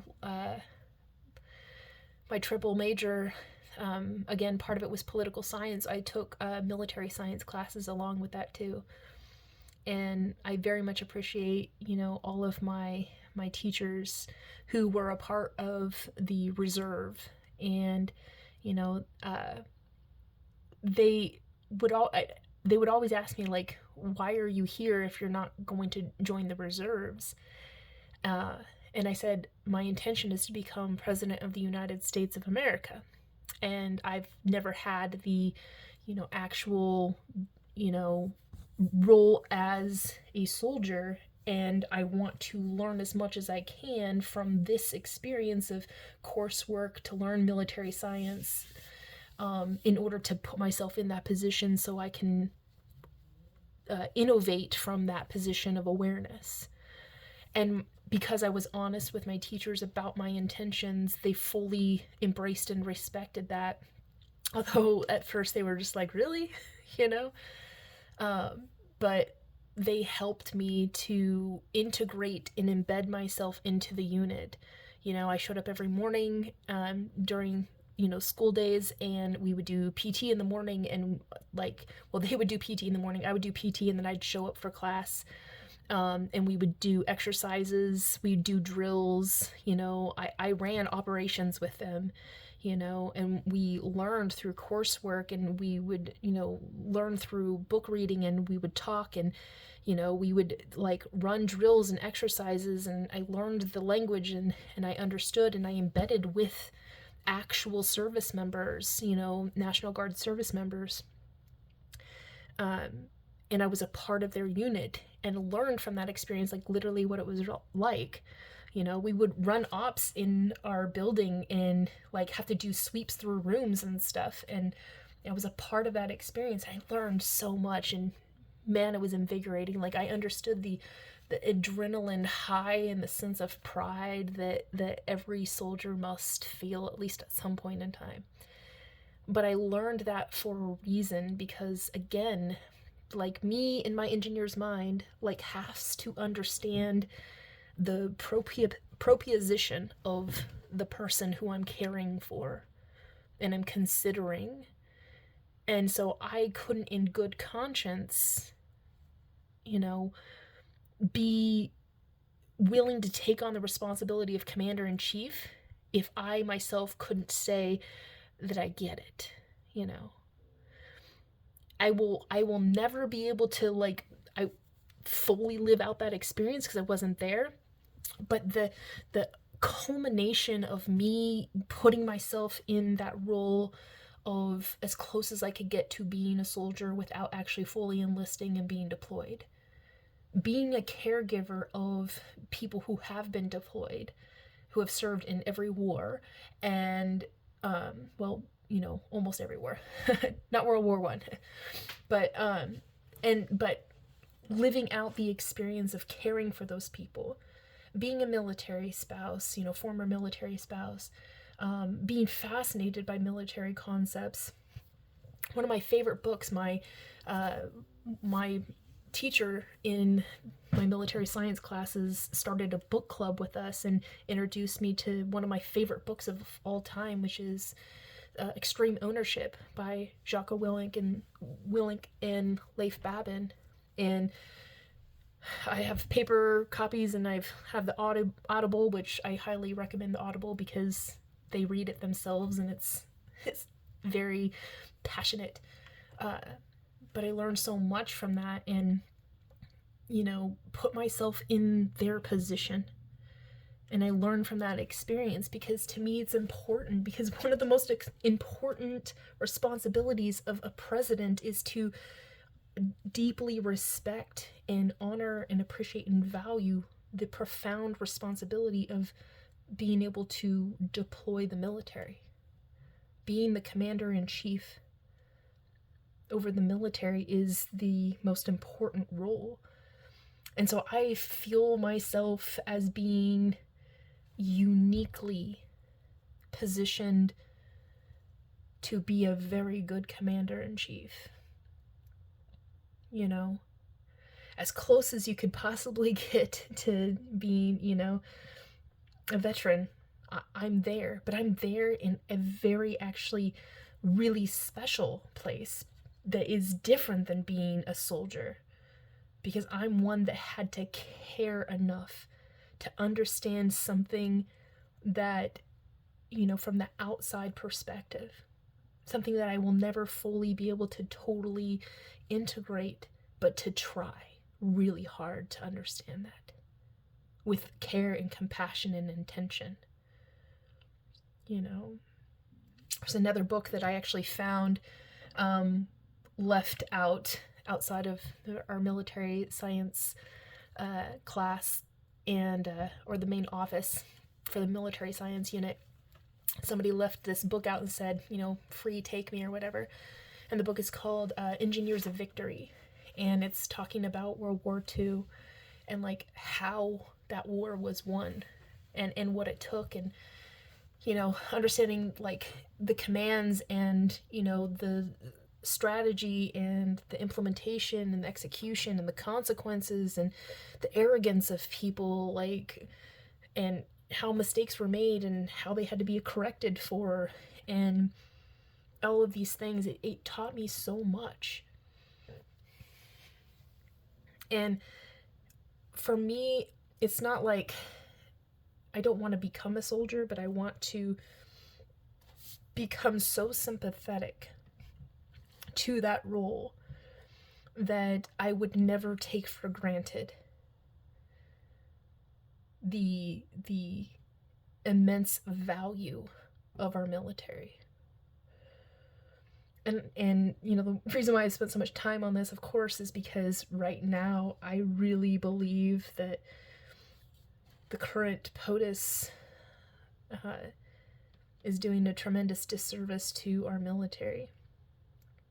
I think it's important that, if we need to be to deploy, that we can and we're ready. Like, readiness is important.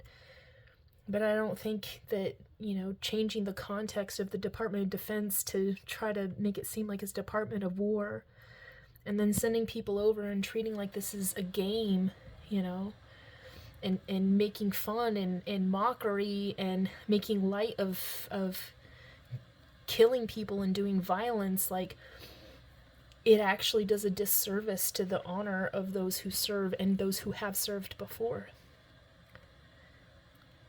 Because it's diminishing their value. It's disrespecting their duty,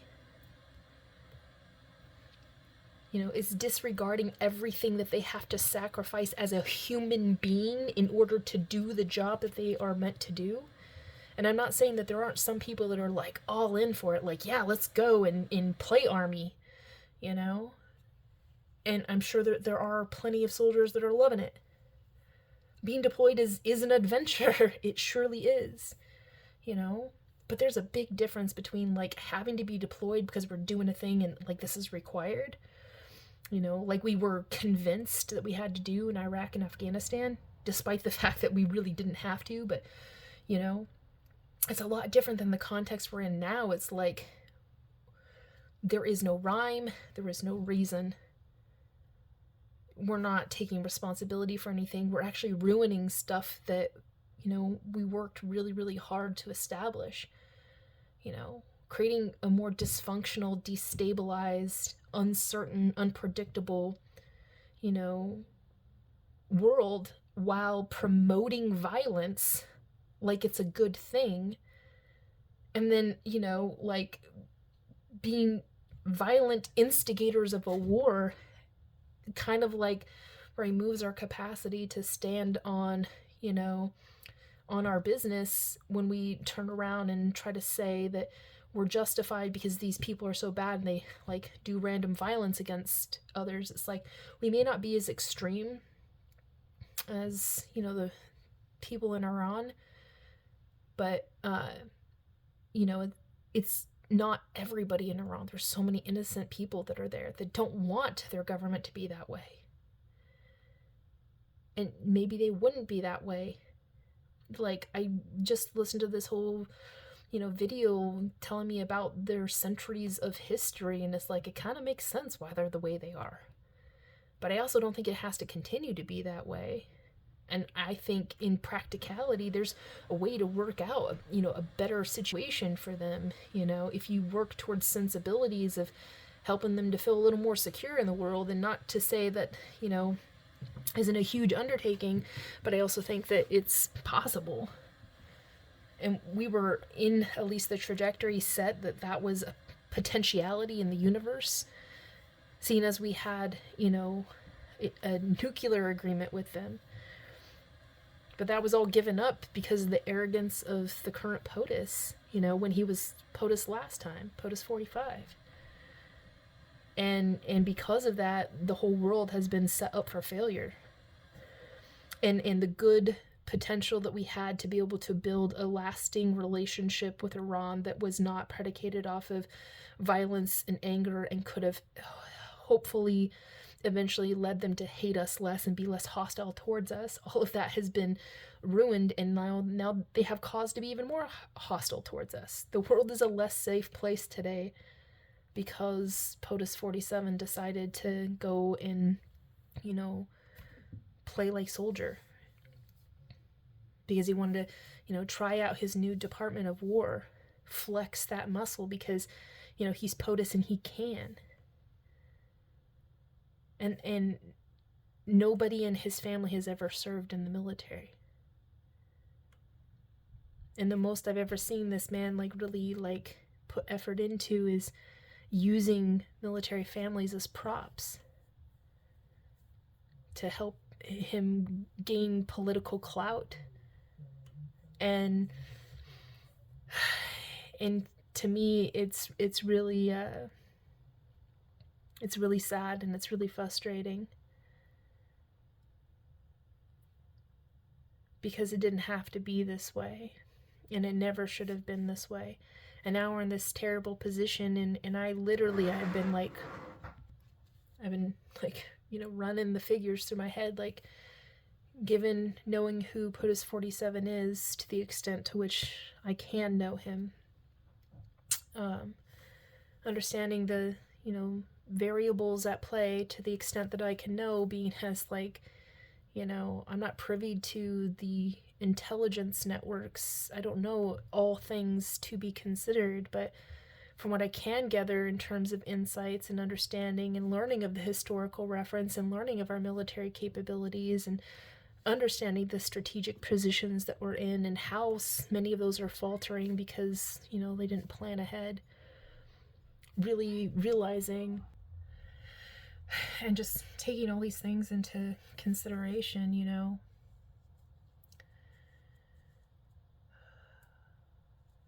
I really honestly believe that the best course of strategic correction is for POTUS 47 to submit to law. I mean, that's the only way that he can save face and save integrity and to reconfirm America's might and its, you know, respectabilities, its prestige, and to reconfirm our alliances, you know, in the world and our standing in the world, and to be able to redeem himself from, he made a mistake. He made a tremendous, tremendous, ill-conceived, irrational, you know, jump to conclusions mistake. And he has not been able to find a way to set things right or fix things, because he keeps trying to conform it into this sense of like he can do no wrong, or like he meant to do that, or something to the effect. Like he's trying to cover his own ass so he doesn't have to take responsibility for the tremendous cost that he has burdened on America in terms of loss of our reputation, you know, loss of our, you know, economic standing and stability, the harm he's done to the American people. You know, 13 soldiers have lost their lives, you know. Another one, I think that in that 13 doesn't count the one that lost his life from like natural causes, but he still died while on active duty instead of home where he belonged, and could have, would have, should have been, you know, had he not been, you know, deployed. And, you know, all of the billions of dollars of munitions and the loss of our planes just from like incompetence and not working with our allies and making communication with them. Like millions of dollars in our planes have been destroyed. Russia is helping Iran to, you know, do warfare with drones and helping them to target American targets, which has led to the loss of American lives and strategic military assets. Like, this is a huge blunder, and POTUS 47 has done everything wrong in terms of like doing the right thing at the right time. Like, if you were going to execute on military activity directed towards Iran because they are a hostile nation that poses a, you know, threat to the stability of, you know, the global order, and, you know, they support terrorism, and we need to, like, you know, dismantle their power structures so that they're not able to gain more footing to do more in that realm of terrorism, and, you know, that we need to make sure that they don't have the power capacities to build a nuclear weapon and become even more of a hostile threat, you know, emboldened by having a nuclear weapon. He could have had a better position to come at that had he not torn up the nuclear agreement that we had. That was a profound leverage power that we had over them in a submissive position. And he tore that up, and he, by doing that, put America in a submissive role. And going out and taking on military action because he was instigated by an ally that has not done right by us, you know, in the form of Israel instigating and dragging America into its want for war, its thirst for blood, its need to cause chaos and mayhem and do violence against its neighbors. and just needing the American might to inflict damage that they themselves didn't have the capacity to do. It was much easier to just involve America than it was to have to plead for America to give it enough munitions to do it itself. And it put American lives on the line and American forces on the line at a time when Israel's having a hard time recruiting people willingly into its, persistent determination that it must be a nation of violence, war, and terror. And so America was led astray by misplacing its trust in an unworthy ally. And now we're in this terrible predicament. And because of POTUS 47's personal relationship with Netanyahu, he was manipulated, and America is now being exploited by Israel. These are not indications of a strong position, and we are worse off as a nation, and we've lost so much credibility. And our allies that are, people who are not warmongering allies, people who want peace and who work for global stability and see the path to, globalization, through partnerships and, relationships and soft powers and diplomacy. Trump is disrespecting them and getting mad at them because they're not standing by him and his irrationalities of, I made a mess and, I should have you stand by my side, no matter what. And if you're not willing to stand by me, at my worst, then you don't deserve me at my best. But that's not how our alliance it has ever been established with any nation. And people can't place trust in us because Trump has set himself up, especially with this term, as POTUS 47, to be hostile towards every nation of the world, unless they willingly submit to his, need to dominate everyone and everything. Nobody wants to, have anything to do with us anymore as a nation because nobody wants to have to deal with Trump. And when they do, they're taking on a submissive role, and how embarrassing for those nations. That's a sign of suppression and oppression and weakness. That's why I have so much pride and appreciation for Canada. I think that Carney has done an incredible job of really asserting that Canada's going to stand on values and principles, and we're not going to, give in to the, fear-mongering, war-mongering, abusive relationship, just because we happen to be neighbors, with these people and have had a strong standing relationship for a long time. We're not going to be that way anymore because we want to be able to be a trustworthy nation that other people can do business deals with and invest in and involve with. And other nations can't trust us if we keep turning to the United States to ask for permission to be ourselves and, do right by our people. Trump puts everybody else in this having to submit their own sovereignty in order to, be, able to be privileged by his capacity to wield the powers of America.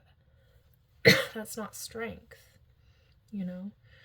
And so I keep falling back onto what can be done for Trump to save face, because that's all he cares about is his ego and his ego's worthless defenses and desperation to find a way out of this mess. And the best way to do it is to submit to law, He should right now be having conversations with his allies in Congress and say, what I want you to do is to come forth with a wartimes resolution that says that, America cannot engage in wartime activities without having a just cause, and that because no just cause has been presented, we're going to cease in fighting. We're going to phase out those who are there in a combative mode and bring them back into a strategic position of stabilizing the region as we begin to move our, combative military assets out of the area. We're going to reconfirm our alliances with the neighboring countries, fortify those places to understand that they're going to be, probably subject to targets for a time. But we're taking on a defensive measure, that we're no longer in hostile offense position, and that appropriations will not be allowed for any offensive actions with the military. And Trump should submit to that, allow them to present it publicly, and then Trump willingly submit to it by just saying, you're right. And it would signal to the American people that, oh, see, Trump's not trying to be a king and dictator of the world, and disciplinarian of the world. He's falling in line with the constitutional order of things, that Congress are the ones that declare war. And he's allowing Congress to assume the backbone, that they would need to be able to show they're worthy of being reelected, and to fall in line with that. And it would give a sensibility to Americans to say, like, okay, maybe our Constitution is strong. Maybe, our democracy is holding up. Maybe things are gonna be okay. And from that, reserved position, I don't consider it retreat. I see it as reimagining and reconfiguring and reestablishing our presence over there, as being one to say,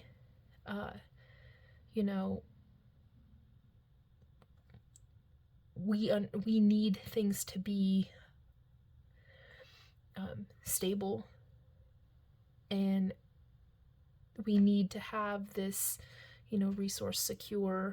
resource channel secure, and we need to come from a position of, being able to reconnect ties of diplomacy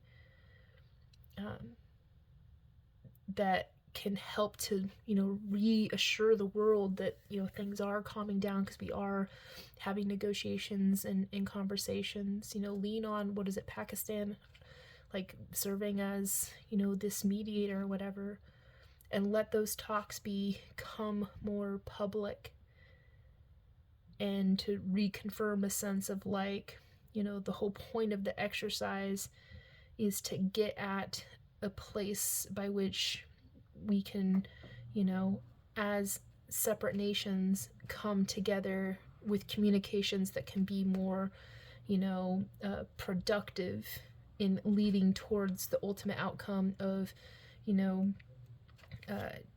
dismantling the power structures that allow for terrorism, and to prevent the accumulation of powers that enable the capacity for, nuclear proliferation, and to dismantle the, negative, connections that our nations have, so our hostilities don't, reflect in our dialogues as we're trying to find a diplomatic way to resolve our differences.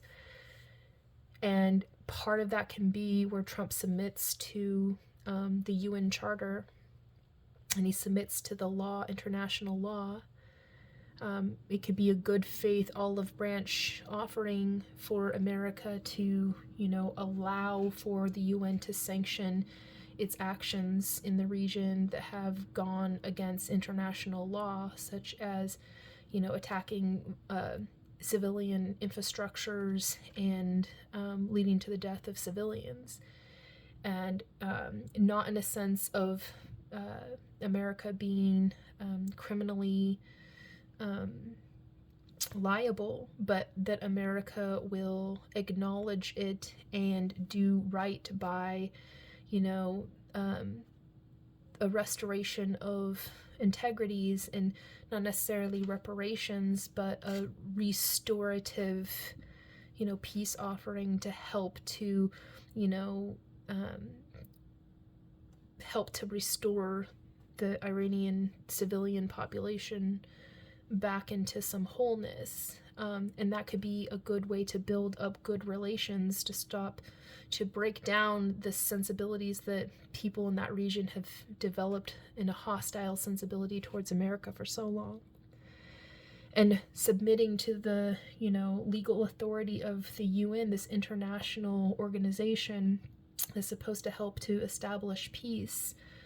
It would be a way to reconfirm the value of that and help to, send the signal to the rest of the world that we're not allowing things to get out of hand. We are going to always default back to law and legalities, and America can be the model example of submitting itself to the validity and the legitimacy of the UN's charter and, to international law, to help to, get everybody to accept, this really still is a functional, structure that's a corrective mechanism, that we can solve our problems, through constructive diplomacy rather than destructive warfare. And then America take on the position of, becoming stewards to help to steward and foster a world that's more, stable and sustainable, and to offer, innovative developments that can help to be offered to these nations that we have gone to, and, destabilize them and, made matters worse for those regions through our warfaring. It would be an opportunity to restore that, in a goodwill peace offering, by us, building and developing innovations that we can embed in those societies that help them to level up and to, restore stability in the region. And Trump could, present an initiative that allows for that to happen. And I'm coming from a position of, if I was POTUS today, having to clean up the mess of Trump's mistakes, like, that's what I would do. I would submit to constitutional law in the United States, submit to international law through the UN Charter, and I would, take on this, diplomatic approach to restore integrities and goodwill offerings to help to, make up for the things that we've done wrong in such a way that helps to, foster good relationships and ties with nations that, right now have a hostile relationship with us. And to reconfirm our relationship with NATO. Our NATO alliance needs to be strengthened, and submitting to that with respects of these countries and all that they do, and lean in on those relationships and the value that's there in the we're stronger together, and there's something that we can do together that we can never do alone, that helps to make the world a more secure situation that everybody can thrive on, and makes it less likely that violence can proliferate and war can break out and conflict can arise. Those things are lessened in, probabilities because of the fact that we strengthen the integrities of our NATO alliance.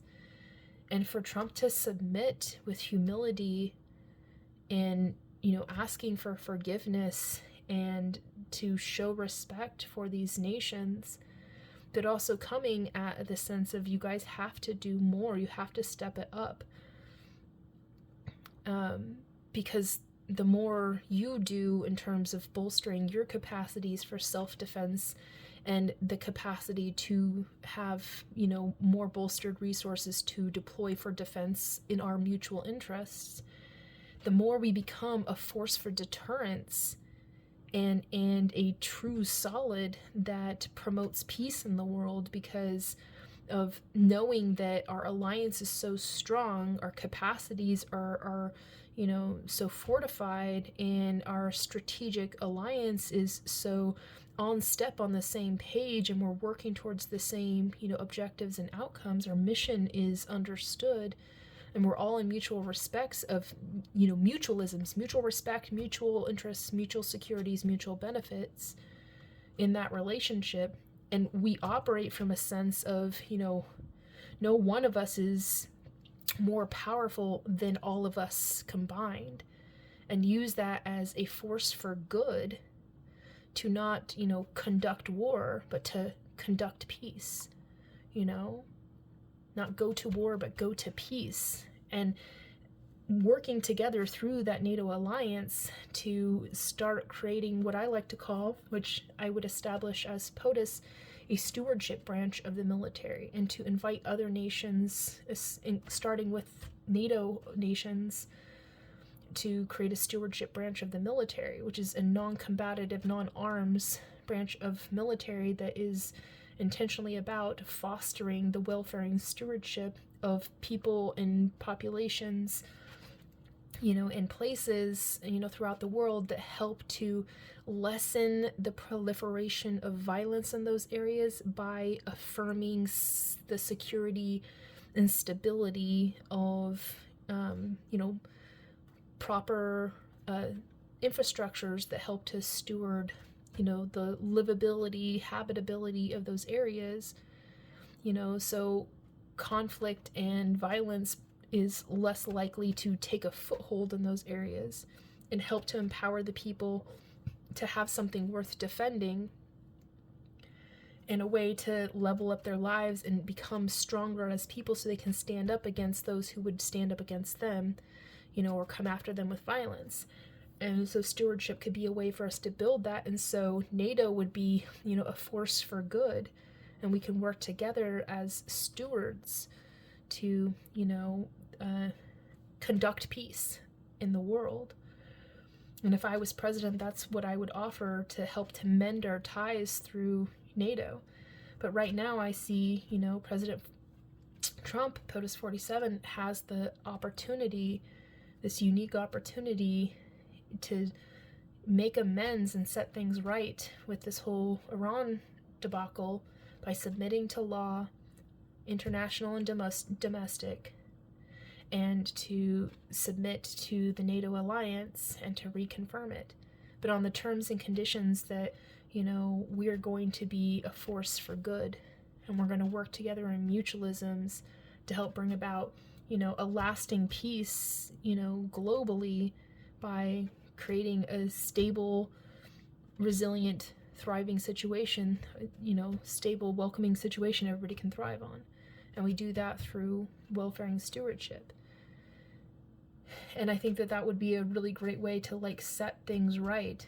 It would also be the perfect opportunity to help to welcome in to the integrations of NATO, our good friend and ally, Ukraine, and in a way that isn't directly hostile towards, Russia's determination that Ukraine can't join NATO, but Ukraine can join in with stewardship and receive a lot of the positive benefits that they really need right now in terms of fortifications to help to foster the well-being of their people, so their people can be strengthened to continue to be brave and resilient, to stand up against this oppressive force that is, determined to see their eradication, an assimilation into, losing their identity and sovereignty and being, absorbed into a nation that is hostile to its people's identity.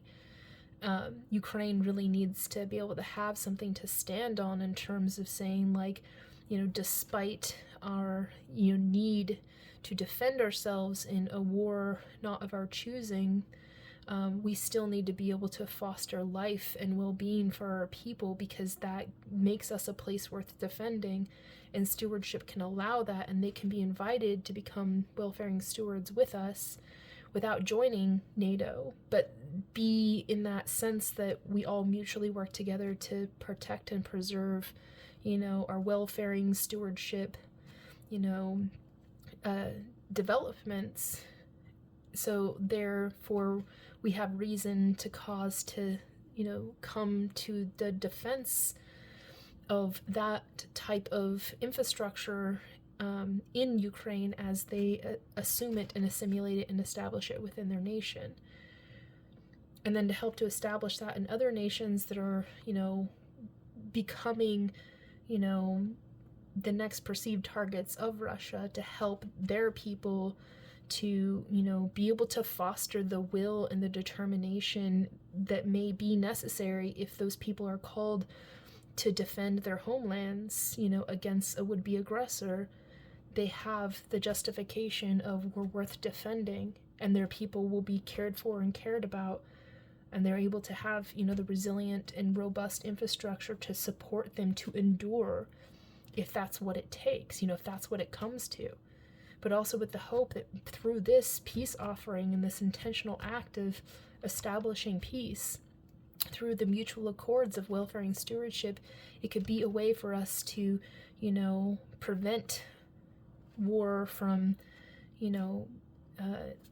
expanding beyond, where it's at right now, and hopefully contain it and to, shrink it down to size, and eventually get to the point where it is, eliminated, and we can actually say that, peace has been established. Because it would be, to our benefit and interest to convince other nations that are right now being hostile to involve with us with welfare and stewardship as well.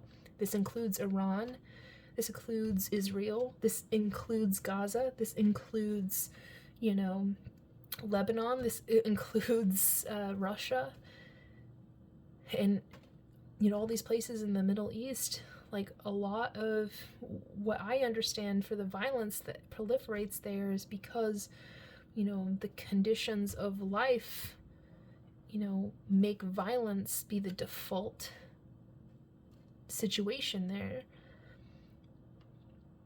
And, regardless of whether people want to involve with it, that's what that situation continues to perpetuate, because there's nothing else that provides a different viable opportunity to do things differently.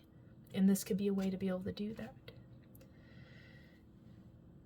Taking on welfare and stewardship and offering that as our relational tie to set things right, with Iran, and to, reconform our ties and our alliances with NATO, and to realign ourselves with the UN, because welfare and stewardship is completely aligned with the UN Sustainable Development Goals, and help to promote those to be accomplished, and can help to, fortify those who are being weakened by warmongers in the world right now, which includes, preserving Gaza in terms and conditions where they're not being, colonized with illegal settlements and, rich and powerful people coming in and assuming that they can just take property of land, because they have the capacity and power and might, and who's going to stop them.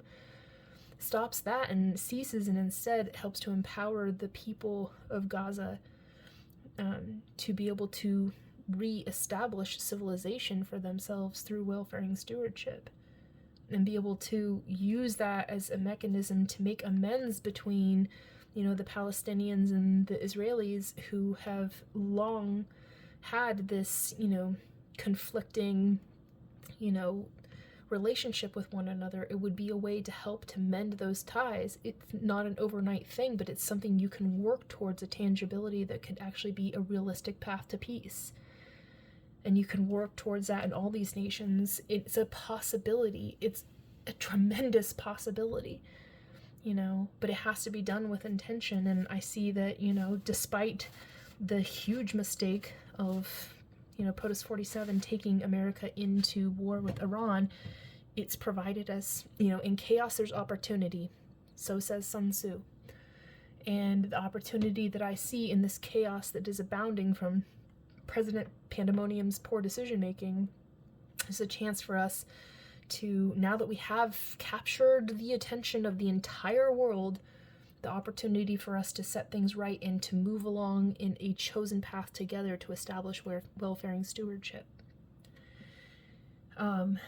I will say, in my strategic belief that, if POTUS 47 really thought this through, what the military action that they would have taken in Iran would have been to take the Strait of Hormuz. All their forces would have been directed at that. Instead, they thought that they were, going after killing leaders, like that was going to make a difference. Like, you got to kind of think of Iran as like this entire, force in itself. The entire nation is embedded, and cutting off a couple leadership doesn't change the embedded construct of their theocracy and their belief in like how they're going to defend that. You would have to put them in a more reasonable position for negotiation so that you could go back to the negotiation table despite taking military action. And the only way, that was going to happen was to strategically, take possession of the Strait of Hormuz as the first act and the only act of military action. Could use the element of surprise to be able to accomplish that, and then called the Iranian leadership to the table to negotiate, to say, now listen, from here, we just want to set it straight that our intention is to find a realistic path, for us to get where we need to be in terms of our relationship with one another, and it would have cut off their capacity to bring the world to its knees. But, it would be a huge undertaking to do that. But listening to, POTUS 47 talk about America's amazing military has all this capacity to do these things, it's like, if you're going to do something, execute on the things that like actually have outcome consequences that are makeable. They produce tangibilities that you can actually frame, legitimate, conditions by which you can have, leverage points to produce outcomes that would be consistent with, an objective that says this is conducive to, us justifying taking military action. And, like if their argument was that we're having peace negotiations and those negotiations aren't going well, so we see ourselves needing to take military action, or even if they thought that they were going to act upon us, so we need to act first, it should have been, well, in strategic gameplay, the most optimal point of establishing leverage by which we could subdue our enemy, bring them into a forced submission so they will have to comply with our demands of negotiation on our terms and conditions, that allow us to get to where we need to be so they are, not able to be so hostile, and damaging to us. It would have been to just take the Strait of Hormuz from the get. But again, I don't think that this had anything to do with like some strategic planning. I think that we were, brought into this mess by Netanyahu, who did wrong by the United States of America. And then it was just a matter of cleaning it up with whatever justifications you can throw like spaghetti on the wall and try to see what sticks. And now we're in this like, bungled and confabulated and disorienting, just messy entanglement, and the whole thing's a shit show. And the American people are losing trust in our government. And Trump is, losing all credibility for America on the international stage, and he's losing all credibility for himself. And it's like, I rather that America could get back to, focusing on making great.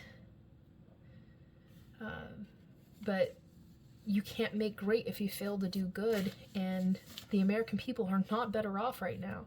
They're not doing good. Our American situation sucks, and people are suffering, And it frustrates me that, everything that Trump is doing is just like a great deception, and there's nothing to believe in and nothing to trust in and nothing to work towards together, because he's calling the shots from a place of selfishness, and he's not trying to rally the support of the American people. He's just telling everybody,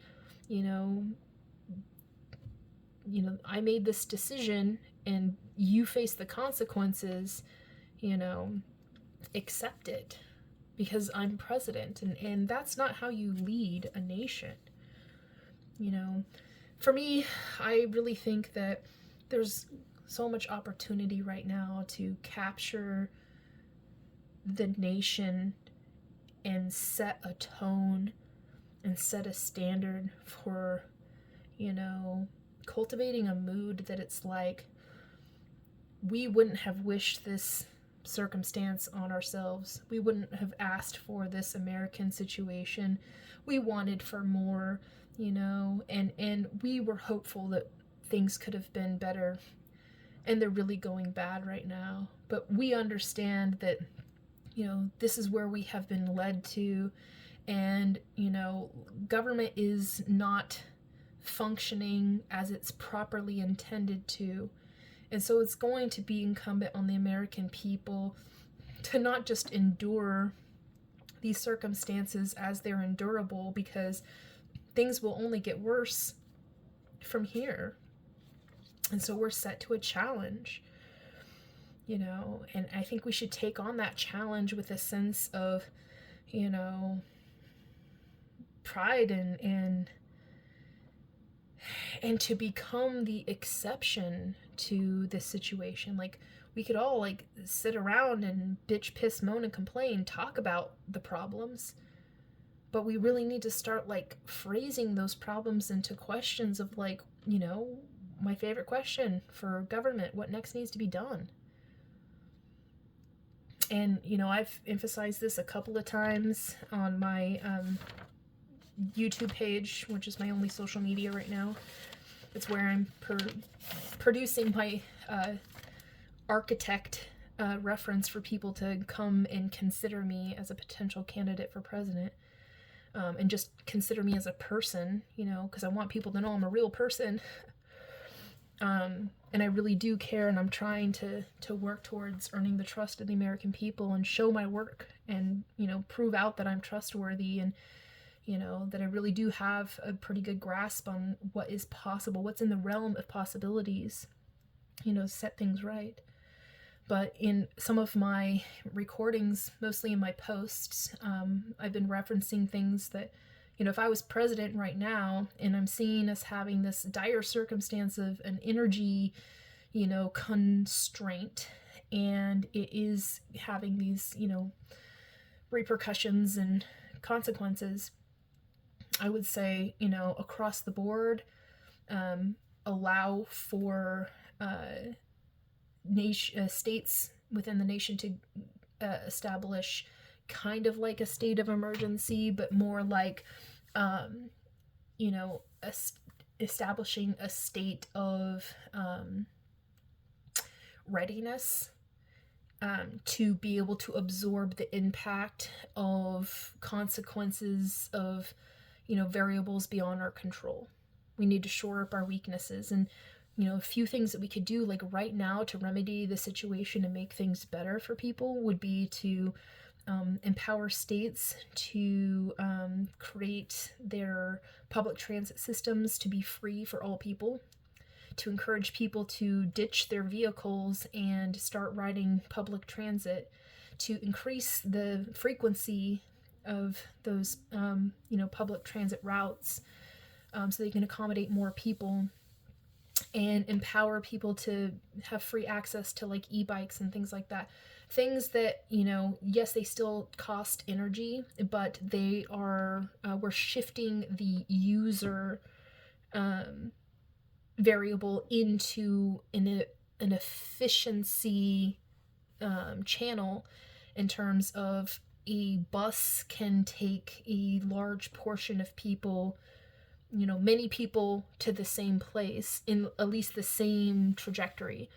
And because of that, you're having efficiency, because the fuel cost to take many people to the same place or in the same direction requires less fuel than it does to have many people taking their own vehicles in those directions. And if it's free, then people can cut that price of fuel out of the variable of their cost of living and their budgeting, and that liberates their budget to afford more things, to help to lessen the impact of the fact that the cost of everything else is going to go up. Their electric bill is going to go up, their cost of food's going to go up. So taking the burden off of them in a small but very impactful way in terms of transportation would be a way to help to ease the burden and absorb some of the impact. And then start initiatives in terms of empowering people to seek resources more localized, to do kind of like the bulk effect in terms of empowering local organizations and community groups to buy regular everyday life essentials, convenience products and things like that, lifestyle products that people will need, buy them in bulk, and then allow for them to be distributed to people in their local communities, again, through like a delivery service that brings it to their door, because you could have one delivery person deliver to 100 people opposed to 100 people driving to go pick something up somewhere. So you're creating efficiencies in those systems, and you're creating the bulk effect, which drives down the cost of the total, cost of actually acquiring the products, but allowing people to get their base life essentials that they need. Things like hygiene products, things like basic food kits, that they need for like cupboard staples and things like that.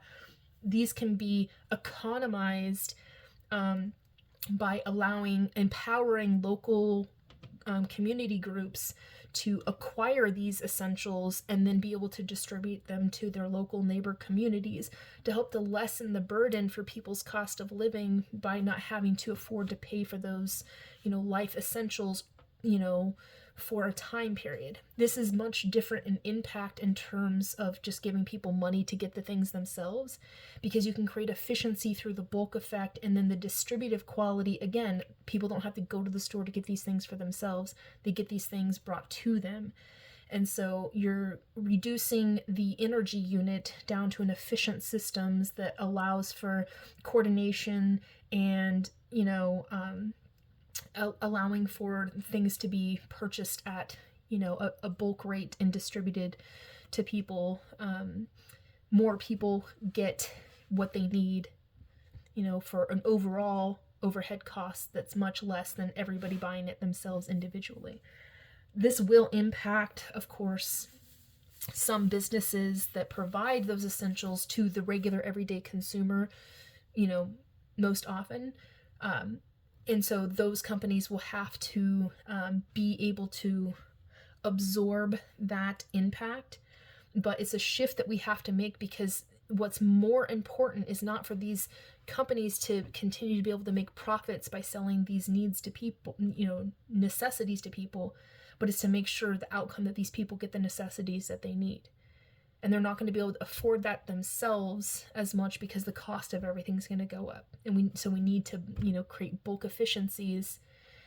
And by doing that, we get the end result. People get the things that they need, and we're able to get it for a lower cost. And that, bulk effect allows for more people to be served for less money.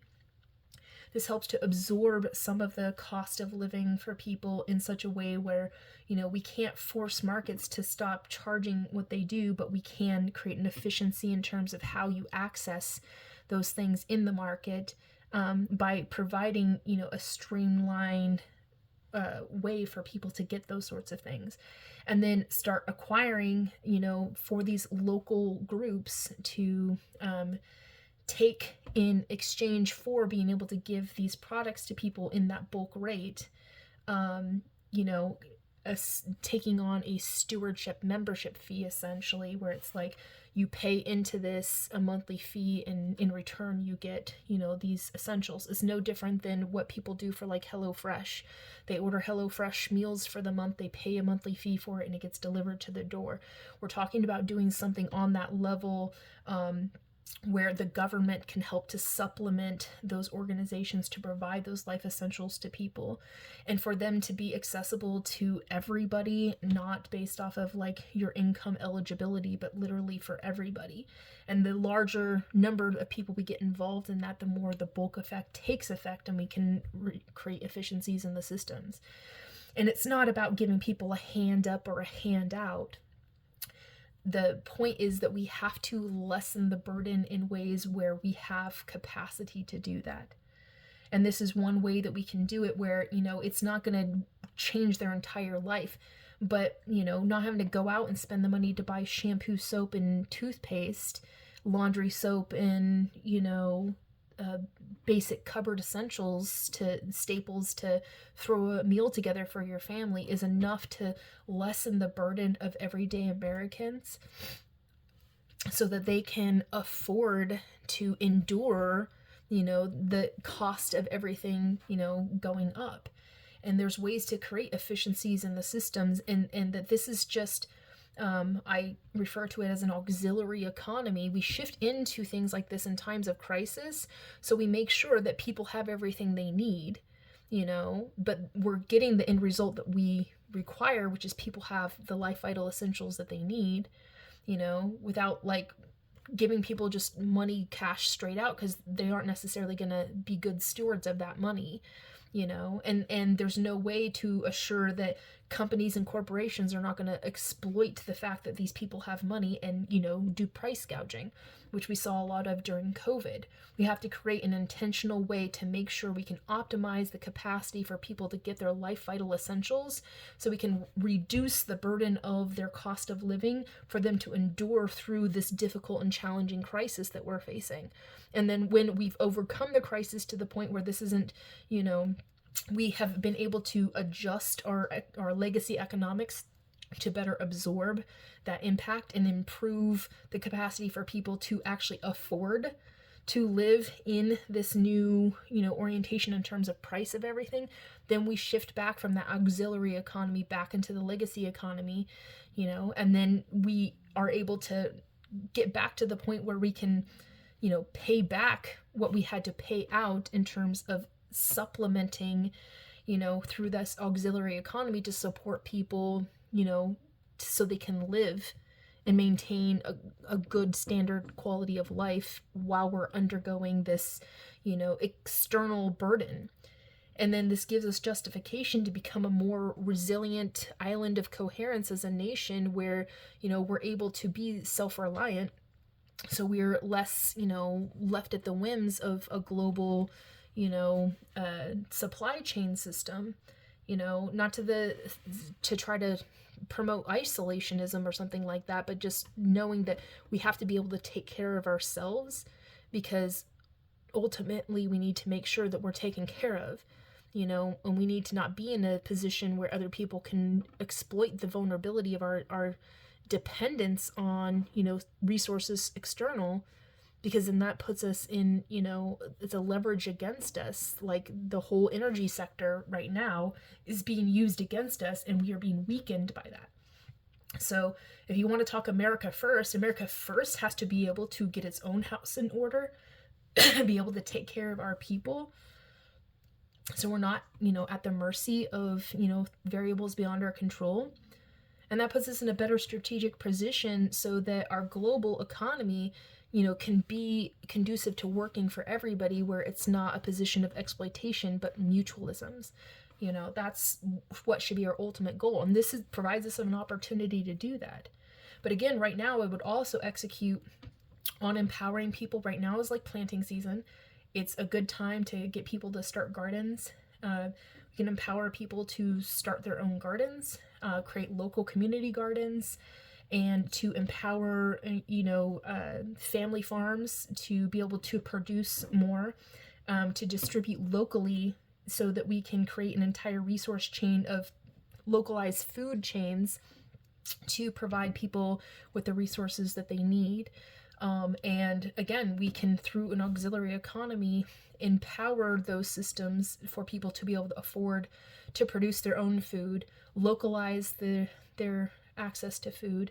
It's not going to cover everything. That's why we have to have, the bulk purchase of stapled, cupboard foods sort of thing.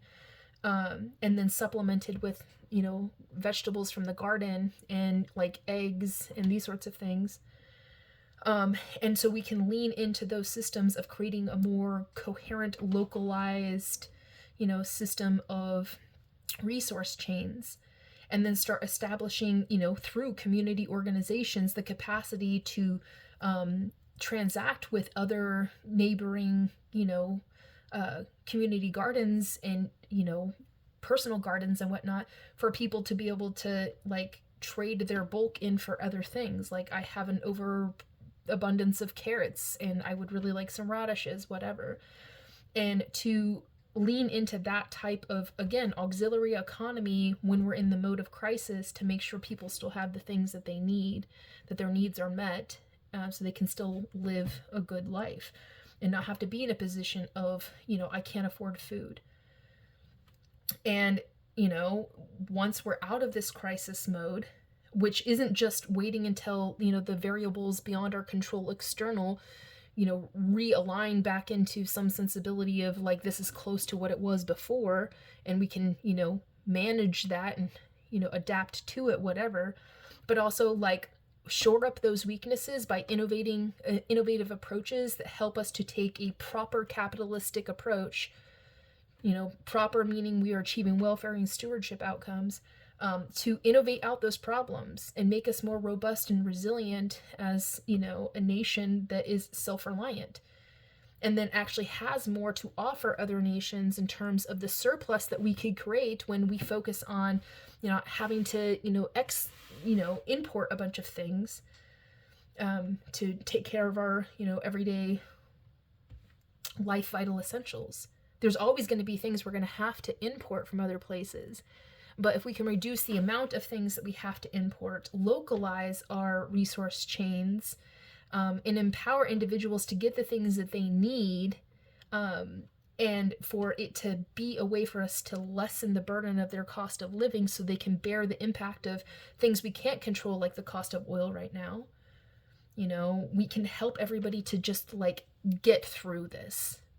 And on the other side of it, then we deal with the fact that, okay, now we've accumulated this cost that we have to, pay back into to, refuel the coffers. I've talked about this concept before, in terms of an auxiliary economy, in case of emergencies and whatnot. But that's what I would establish right now as POTUS.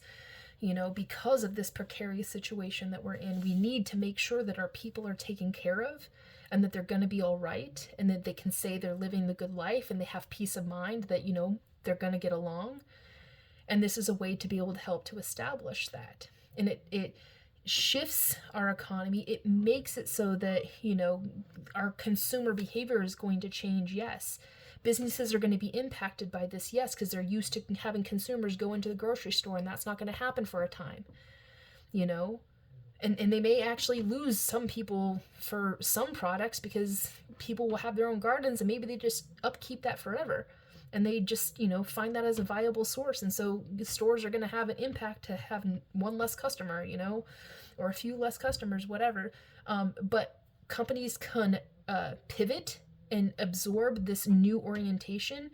And that's okay, because we are not a country in order to foster the capacity for, capitalism to allow for businesses to make a bunch of money so people can profit. Our whole orientation has to be about the people and preserving, protecting, and fostering the environment which people can thrive. And this puts people at the core of all our decision making, and that's the ultimate thing. And allow the economy to readjust itself as it needs to in order to compensate for that in the best way possible. This opportunity gives us a chance to be able to correct for that in this situation, so we can adjust our way of living that is more conducive to us to achieve, good outcomes for everyone. To me, it's important that people understand where I stand on these really important issues, because, there is a way for us to not just focus on, making money and turning profits and caring about the stock market so much. Not to say that that doesn't have a value in society, but that's not the most important thing in our society. It's knowing that our people are well and they're faring in their lives well, and we don't have to worry about them.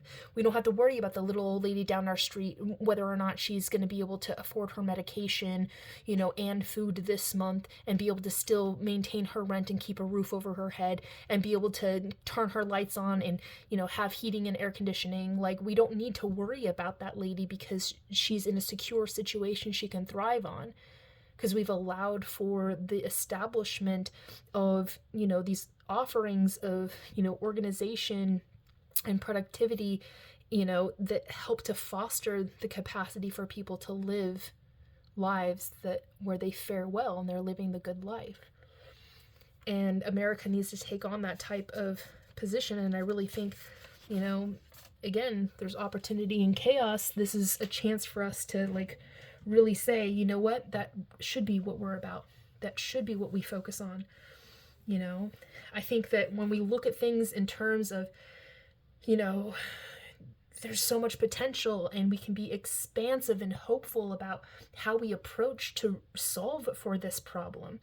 Instead of looking at it as oh my God, hurry up, just bring things back to normal. It's how about we bring things to the next level? We take this as, destruction breeds creation, and this is an opportunity for us to say, it really wasn't working so great for everybody before. We now have a chance to do things differently that might actually produce better outcomes than what we had before. This allows us to do something that we, before couldn't imagine was possible, because, we were so, ingrained with this is, how the world works, and we were just operating through it. And now that paradigm has been shifted, and we will probably never go back to a point where things are going to be as, good as it was, but we can make things better than it was. And that's what I say we should be working towards enthusiastically, And I know that, today being the final day of, Women's History Month, I'm looking back on, all these women that have devoted themselves to, supporting society and, benefiting society and working hard to, make things work in America. When, everybody went off to World War II, the women stepped up to the plate and did the work of men and helped to keep society functional and operational. They rose to the occasion and they did the necessary work, and women want for a better world, and they're willing to put the good work in to do it. And we're brilliant. This is a concept that I think of all the time when I'm looking at myself in the mirror, literally, and being do you got this? Can you really become, President of the United States of America? And I always fall back on the, she knows how to maintain a house, and she thinks of everyone and everything. And that's who I see when I look in the mirror. And I'm sitting here having this conversation with you, I'm not talking at you, I'm talking with you. And I'm trying to express to you who I am as a person and why I know that I'm made for this. I was born for this, man. everything that I've expressed, all the things that I've thought of and I've considered and I've like shared with you about who I am as a person and like what I would do if I was in a position of authority, you know, like I know how to think things through in a way that's different. I can feel a sense of like how things can be made better. I understand these times. I was made for these times, you know, and I want to change the nature of the game, everything that you know brought us to where we are. You know, like if we did things differently, we wouldn't be in such a precarious situation if we only thought things through, you know, as a nation. But we are now in a position of people need to know that there's opportunity and there's possibility and there's people that care, that want to like set things right.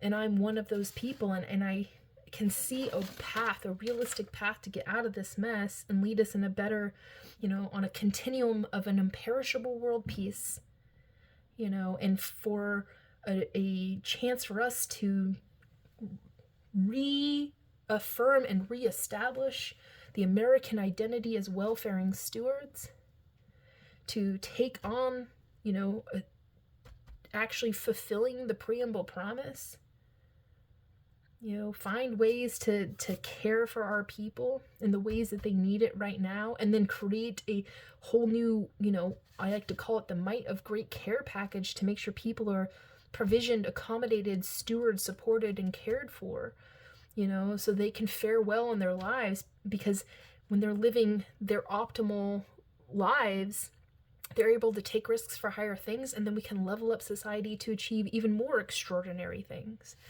You know, I'm tired of seeing us constantly held back by these inefficient systems, you know, these corruptions, these, you know, profiteering schemas that are, you know, set up to exploit people, and, you know, seeing the damage to our planet and to nature and, you know, the biota in our environments, the things that like we depend on for life.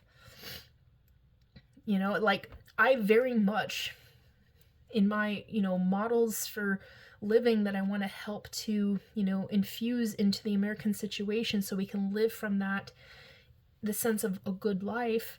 You know, I want to accomplish the UN Sustainable Development Goals, the 17 Sustainable Development Goals that the UN authored to say by 2030 we need to achieve these goals in order to make a more, you know, fair, just, reasonable, right, stable, sustainable world.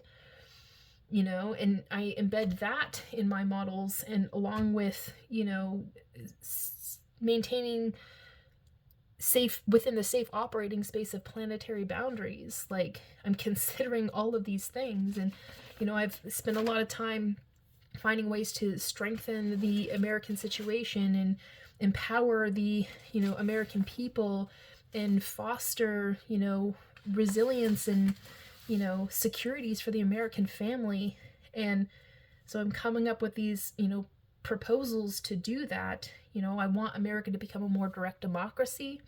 I want to have the American people to be a part of the governing process with a legitimate, you know, fourth branch of government that they're involved with called the civics branch. I want to embed within that, which would have to happen through a constitutional amendment, also the establishment of personal dominion, which is an extra level of governance that is an insulary protection of the person that protects them from the government coming and imposing its will upon you. Like really making sure the people are free and independent. They're able to be self-governed and self-determined and self-reliant. And to create, you know, the supports in society that helps to empower the individual so they can be their best version, you know, and then all of the dysfunctions and the problems in society like innovate itself out over time because people will be living in a new experience. We change the social ontology, the way that we live, you know, and we look at each other differently. We encounter each other differently. We experience our spaces differently. You know, I want to form a more perfect union. I want to establish justice. You know, I want to ensure domestic tranquility. I want, people to relate to welfare and stewardship. I want to establish a stewardship branch of, the government and or the military, and establish, a civics branch of the government so that the people are empowered to be of service to the nation, and grow in a sensibility that, you need to participate and contribute to the, sustainable development of our nation. Because we all have to be in this together to make sure that America works for everyone without the disadvantage of anyone, so nobody gets left behind or kept behind and everybody lives the good life. And I want to empower the people who already want to give their life in service to others to help improve their lives, and just direct that, energy and that force for good into a channeling position by which everybody's activity can be involved in the same direction towards the same types of outcomes. In their own varied ways, they participate and contribute, but everybody at some level is a part of the experience of growth and development. So as I wrap up this video, I'm just going to touch on a few of my other ideas for what I would like to present as my, innovative offerings for becoming president of the United States, the initiatives that I would like to take on to help to improve the American situation, and give us something to work towards together. Talked about the, civics branch of government, the stewardship branch of the military, embedding the American identity with the stewardship archetype, and I want to take on the concept of the city of cities, which empowers cities to be sustainable places for people to thrive in, and for that to, create the, much like I was saying with what we could do right now to, solve for the problem right now of localizing things. The city of cities actually embeds this locally configurable, universal basic innovation templating within cities across the nation, and establish these, a criterion standard of living through interoperable, auxiliary micro infrastructures that can be embedded in cities and deployed within the cities and towns and rural, communities as well throughout America, and be designated to serve as a common service provider for Americans, based off of a fateway theory. We are trying to establish sustainable development and stewardship for everybody so they can live the good life. And we do that through local organization, designated with tasks of improving, public safety and connectivity and productivity and livability and thrivability and vitality and beautification and allure of our cities, because we're trying to make these places that we live in, that are determining our well-being, and we're working towards sustaining that and establishing the city of cities framework. And these micro infrastructures allow for us to have, an operation and organization entity within localities that are shaped by the local needs and determined by those residing there.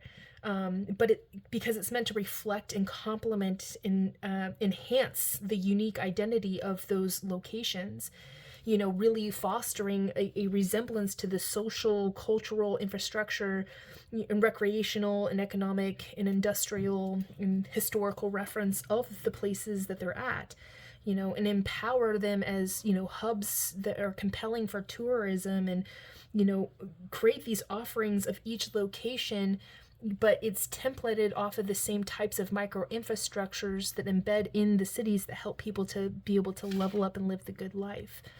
The next series of innovations I call Makers Malls, which are lifelong learning centers for reimagining education to consistently and intelligently educate people at every age and every level in their life through a meritorious system of curriculars that measures personal achievement in the values that are just, fair, good, reasonable, and right.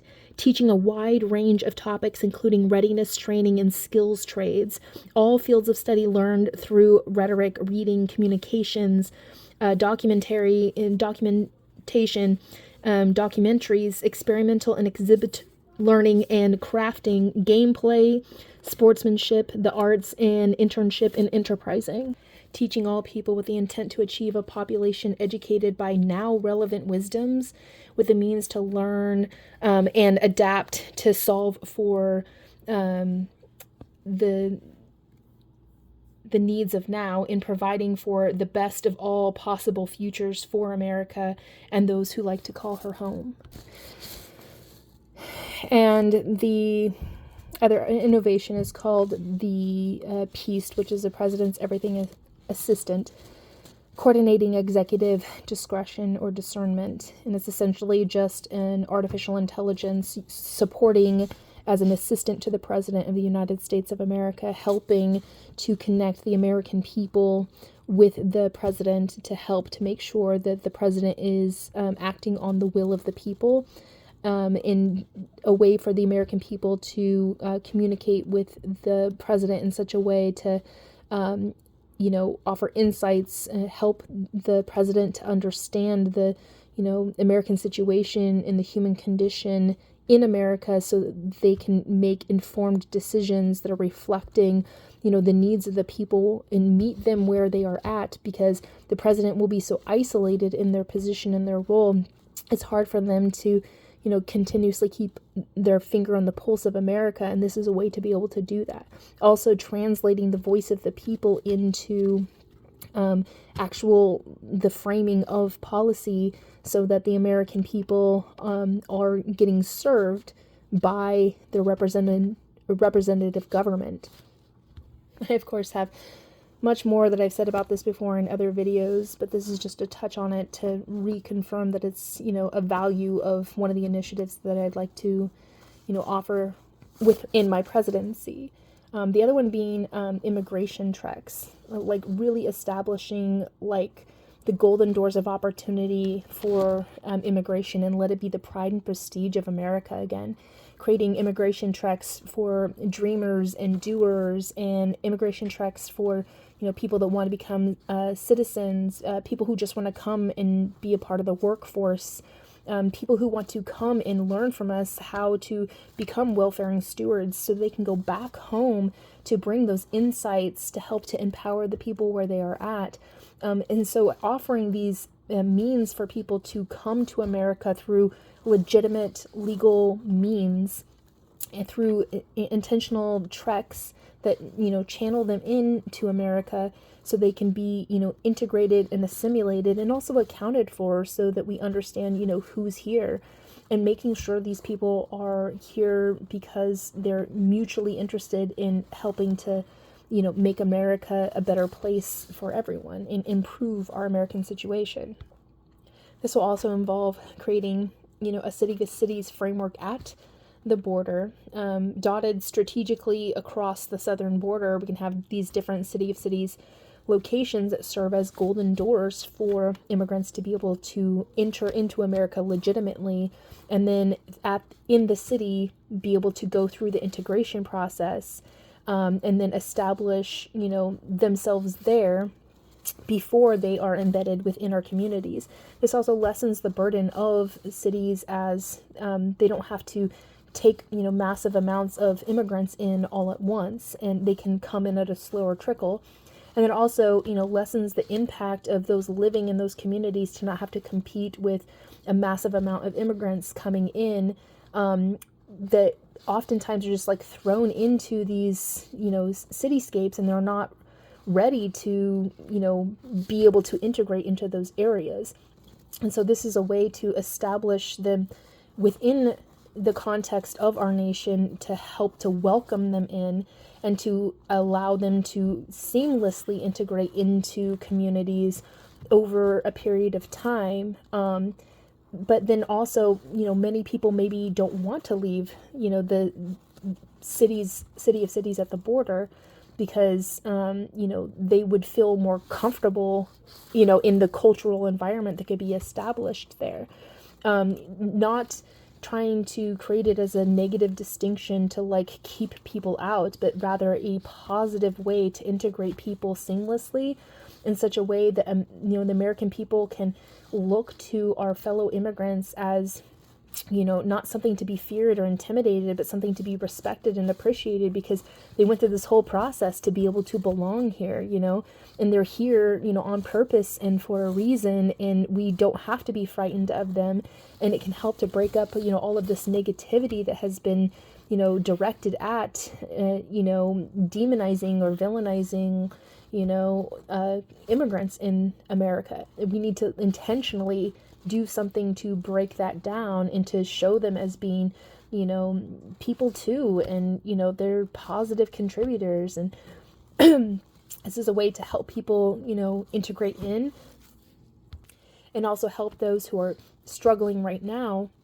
with integrating to have somewhere to go so they can build themselves up into a position of self-reliance, because we want them to be, beneficial to America, not a burden. And this is a way to really like set the standard to say, like, we're making sure that is how our immigrants are coming into America, and I think that will change the tone and change the narrative about, immigrants in America.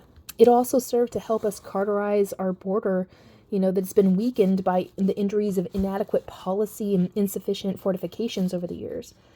It helps us to, speak to the American people and speak to immigrants with the truth that resonates. It says we're shaping and controlling the flow of immigration that's timely and it's beneficial, to make sure that this is something that is a mutual beneficial relationship for those coming in and for those who are already here. Especially doing it in such a way that is, humanizing and respectful and dignified and, participatory, but also at the same time, it's something that is a challenge, because we want to make sure that people understand when they come to America, like, it really should be a place that you have to apply yourself to, we don't want to come here and make it hard for them, but we also want to make sure that when they come here, that they have to, really respect what it means to be a part of the American situation. Like, we're fostering something here that's really important to us, and we want to make sure that you understand how important that is to us, and we want you to make that just as important for you too. And so we have to build that mutual respect with one another, and that's why we have to have standards, for our immigration. And to be able to have that to communicate with immigrants, I think that will help to ease their minds about a very challenging situation that they're going to be entering into. I mean, these people are leaving their homes and everything that they know, and they're going into this very strange land, and it's going to be a difficult process to integrate, but, it's not impossible, and we shouldn't make it miserable. And with that, in conclusion, there's so much potential in America, and there's so much potential in me, and I feel myself as being, somebody that cares enough and wants enough for America to succeed at, actualizing its highest ideals. And I really want America to work for everyone. I want the American experience to be coherent and stable and credible, but also incredibly like positive for people. I don't anticipate that, American life is going to be without struggle or challenge, and I don't anticipate this is all going to like happen at once. We're going to snap our fingers. There's a lot of work to do, but if we put in the good work, man, over time, we can really change things in a positive direction, when you imagine what could happen within a year's time, most people like shoot really high and they end up missing because a year really isn't very long to get things done. A lot can happen in a year, but, when you look out of what is possible in like a time span of 3 years, you can really broaden your horizons because, you're building up to something in anticipation. And then you can fill in the good work that it takes year by year to get to that, end state goal of saying in 3 years' time, we want to be able to have an America that reflects this type of American situation, and we want people to be able to, confidently say that, my life experience is so much more good now than it was 3 years ago, and to be able to point to things and tangibilities to say, my life has improved this way, in this way, in this way. I'm more hopeful about the future. I feel good about, what I put into the American, standard to help to build it up and develop it and to manage it and be a part of it. And I'm also, think that's commensurate with what I get out of it in terms of the benefits of my life improving overall. And for people to envision, then in 3 years, they're going to be able to be, at any point in time asked by any person to say, like, is your life better? And they will be able to say with confidence, yes, it is. And to be grateful for that and be happy about it and to be happy for everything it took, to get to that point. As challenging as it's going to be, there's, yes, work that has to be put in. There's going to be some discomfort because you're going through change, and change is hard, but it doesn't have to be, painful. But as you change in those processes, you're embracing something new, and, you take it on with this sense of like appreciating and, everything that you're going through, because you can't be anything but grateful because that you're building up to work towards, that inevitability that in 3 years' time, you're going to, come in alignment with this sense of like, this is where we're going. We know where we're going. We know where we're going to be, and when you think of the span of a single term for a president being 4 years, that's really like the trajectory that can be set, within the first 100 days. We're going to, set up all of the administrative frameworks to be able to execute on all these, initiatives like the ones that I've listed here and, expounded upon in other videos in more detail. We're going to set up all the frameworks to accomplish that and get that done. We're going to bring everybody in to execute on that in terms of like, we'll already have, all of the people that are going to work in the administration to make that happen aligned before we even, hit the ground running in the administration, once the term starts. But, we can't actually like set things up until we have the authority to do it. So the first 100 days is going to be about connecting the dots with the people that we have, accumulated to be able to execute on these things, to understand the point of the exercise and the mission and the objective, so they can get in those positions with authority to, initiate them, and then act upon them, and then be able to mobilize the people who have already been informed ahead of time. This is going to be the mission, and this is what we're going to do, to be able to start mobilizing people and empowering them. The first 100 days is going to be mostly about empowering the people to take on these challenges, and then send them off with their simple missions to start accomplishing it, and then, make sure that we are able to direct the resources necessary where they need to go, empower people with the agency that they'll need to have, and pooling the resources, and then, making sure that they're logistically able to be, deployed where they need to go to get things done, and then at that point already knowing, how we can strategically execute on these things to have the greatest impact. Like if we empower people here with this capacity at this time, they're going to be better empowered to help people in this area at this time. So it's better to direct sources here, first. It's like first this, then that, and understanding all that before you even get into office.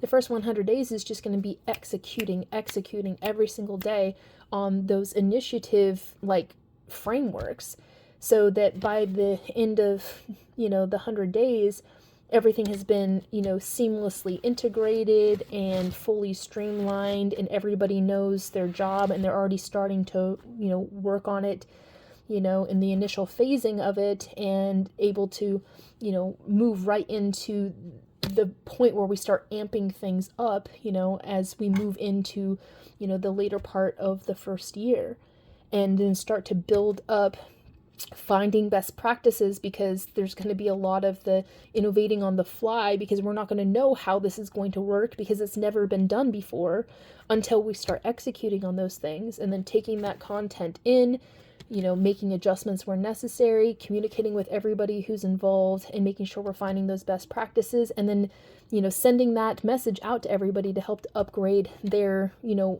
participation in their organization, so they can, become more optimal in their capacities to make this work more effectively.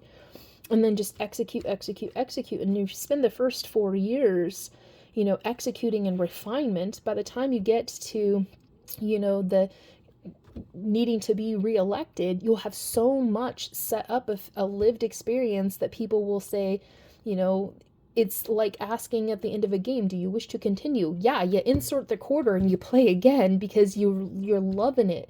You're loving what you're living, and you're not having to be convinced by anybody that, this is what you want, because you already know it's what you want. You're getting something out of it because you're putting something into it, and it's good.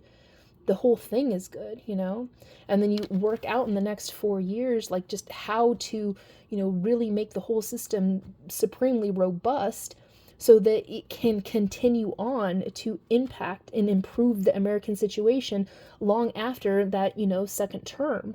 And really living it out in a sense of wanting to, like, inspire the next generation of people that want to come into government, because they can see government, not as this, this thing, a group of people that does things, but rather this brilliant, innovative capacity to mobilize a nation, and, to get everybody to work together, get everybody on the same page, and make things happen, and, do it in an efficient, effective manner, and to do government in that capacity, where you look at government as this, like America is a super organism, and the government is just like this symbiotic relationship with it, in terms of it's like a technological innovation that creates an efficient relationship with the people, and the policy that helps to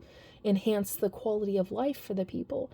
And imagine the types of political players that would evolve over time after living in an experience where they have a government that actually works to get things done.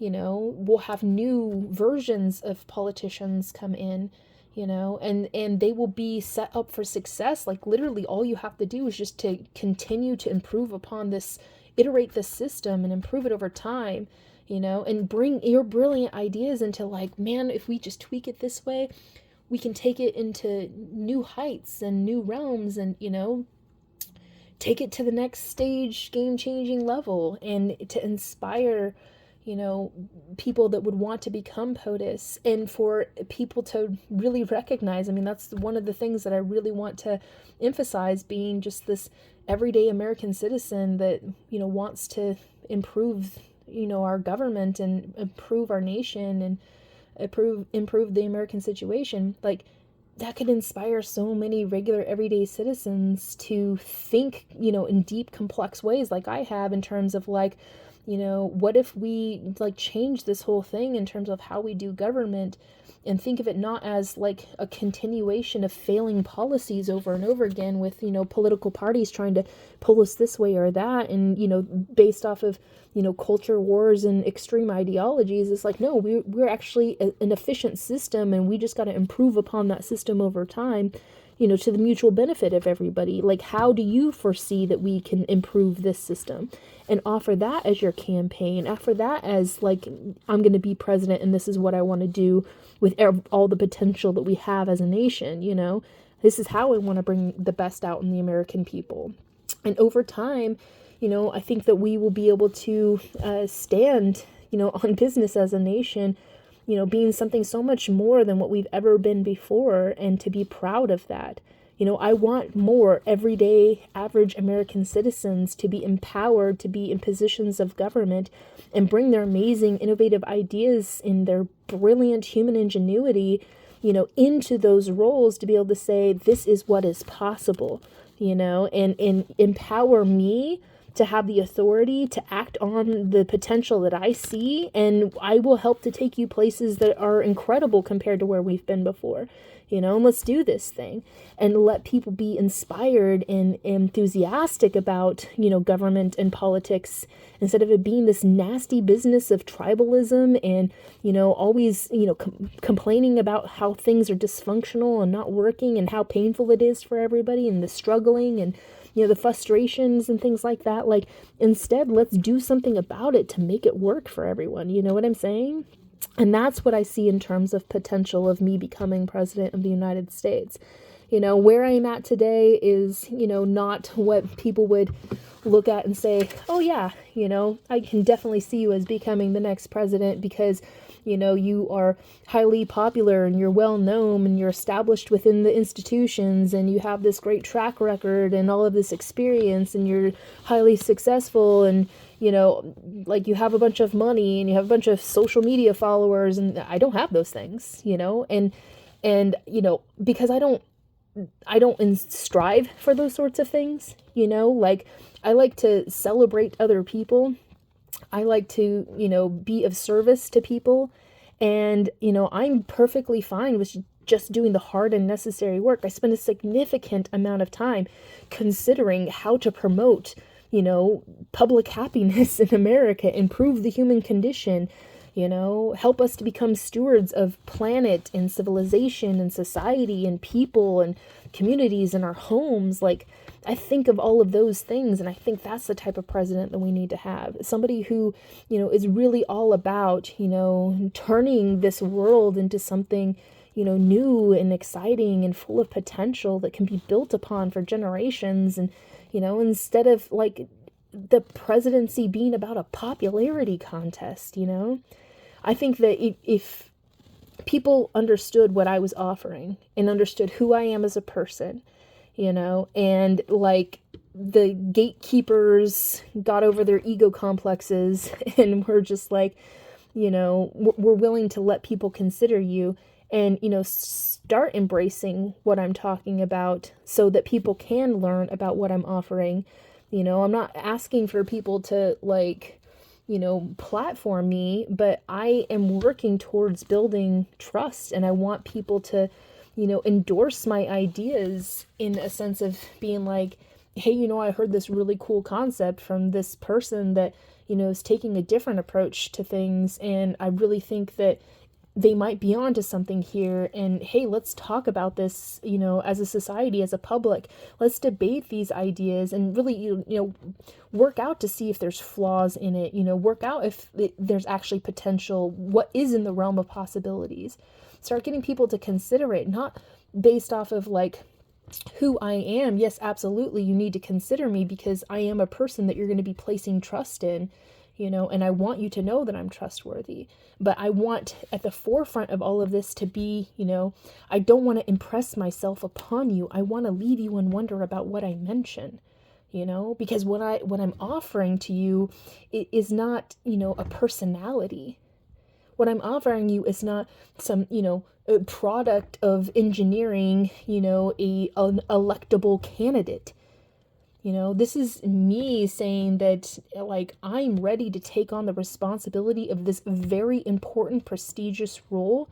I understand the undertaking is going to be tremendous. I have been working my whole life to prepare myself for this role. I'm still in my becoming process, and I'm not a perfect person, nor do I ever expect myself to be, but I am in, a process of perfecting myself. And I'm doing it with intention because I want to do right by the people, and I want to do right by America. But this isn't about me. This is about you. I want to do for you because I'm sick and tired of us constantly having, politicians and government doing things to you that result in bad outcomes in your life. I want you to be happy. I want you to prosper. I want you to know that you are cared for, cared about. You're considered. I see you as a relevant stakeholder. Your voice matters. You have something to offer that nobody else can. Your human ingenuity is valuable. I see you. I respect you. I appreciate you. And I want for you and your family to prosper and thrive. It hurts my heart when I see people suffering, I have deep sympathies for it, and I deeply internalize that. I'm like, I know how bad things are. And I constantly allow myself to consider how bad things are, because I can't ignore the tragedy that humanity's facing and expect myself to have any real world viable solution to it.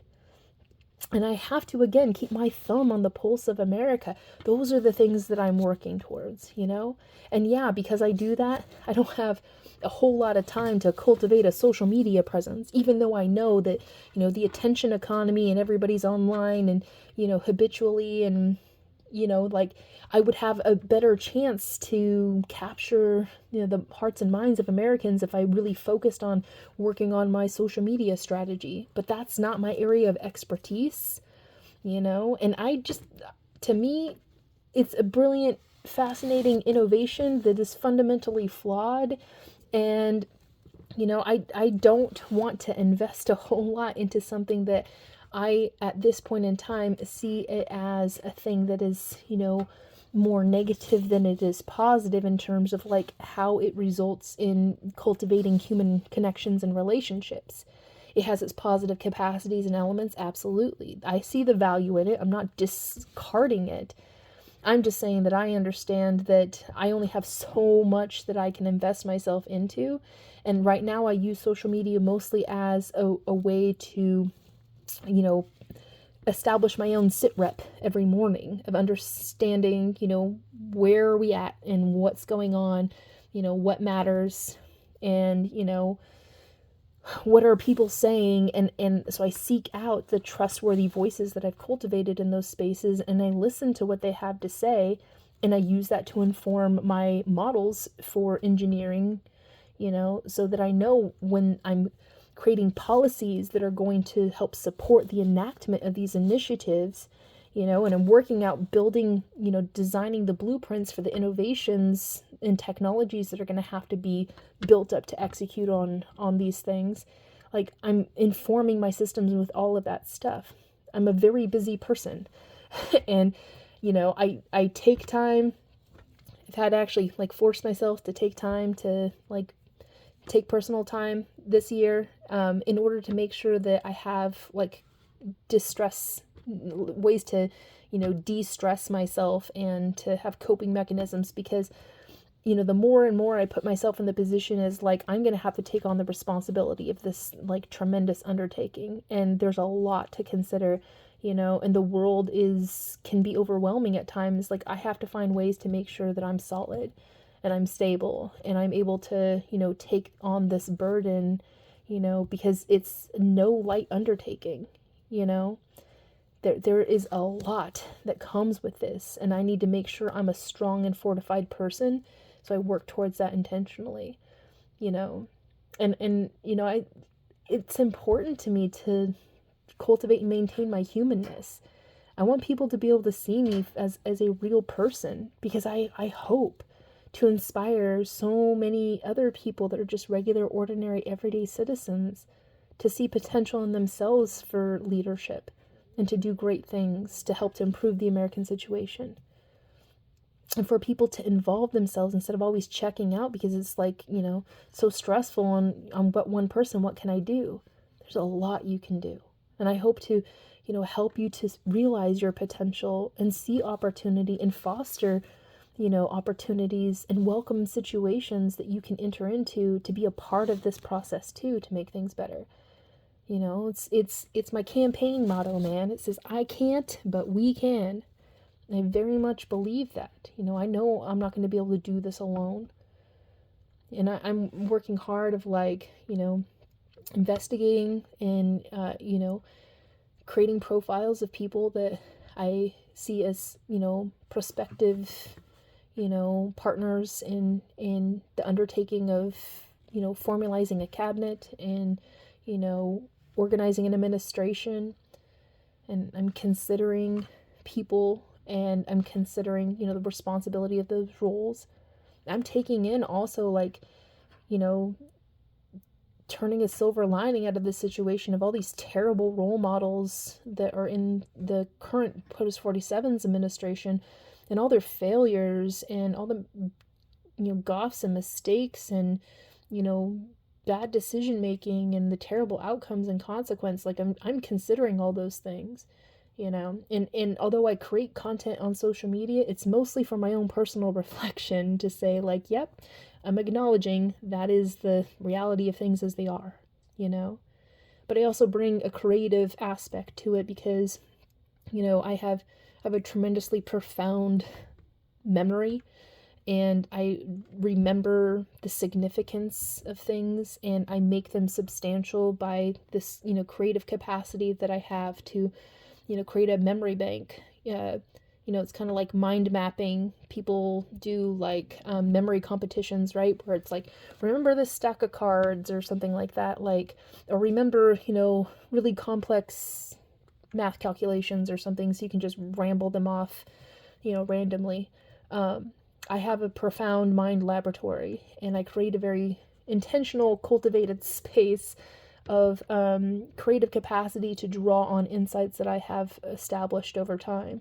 And that's a part of my peculiarity as a person. And it's a part of my character and my personality. And, I spent a lot of time kind of hiding that from people, and because people tend to attack what they don't understand, and I'm just very peculiar.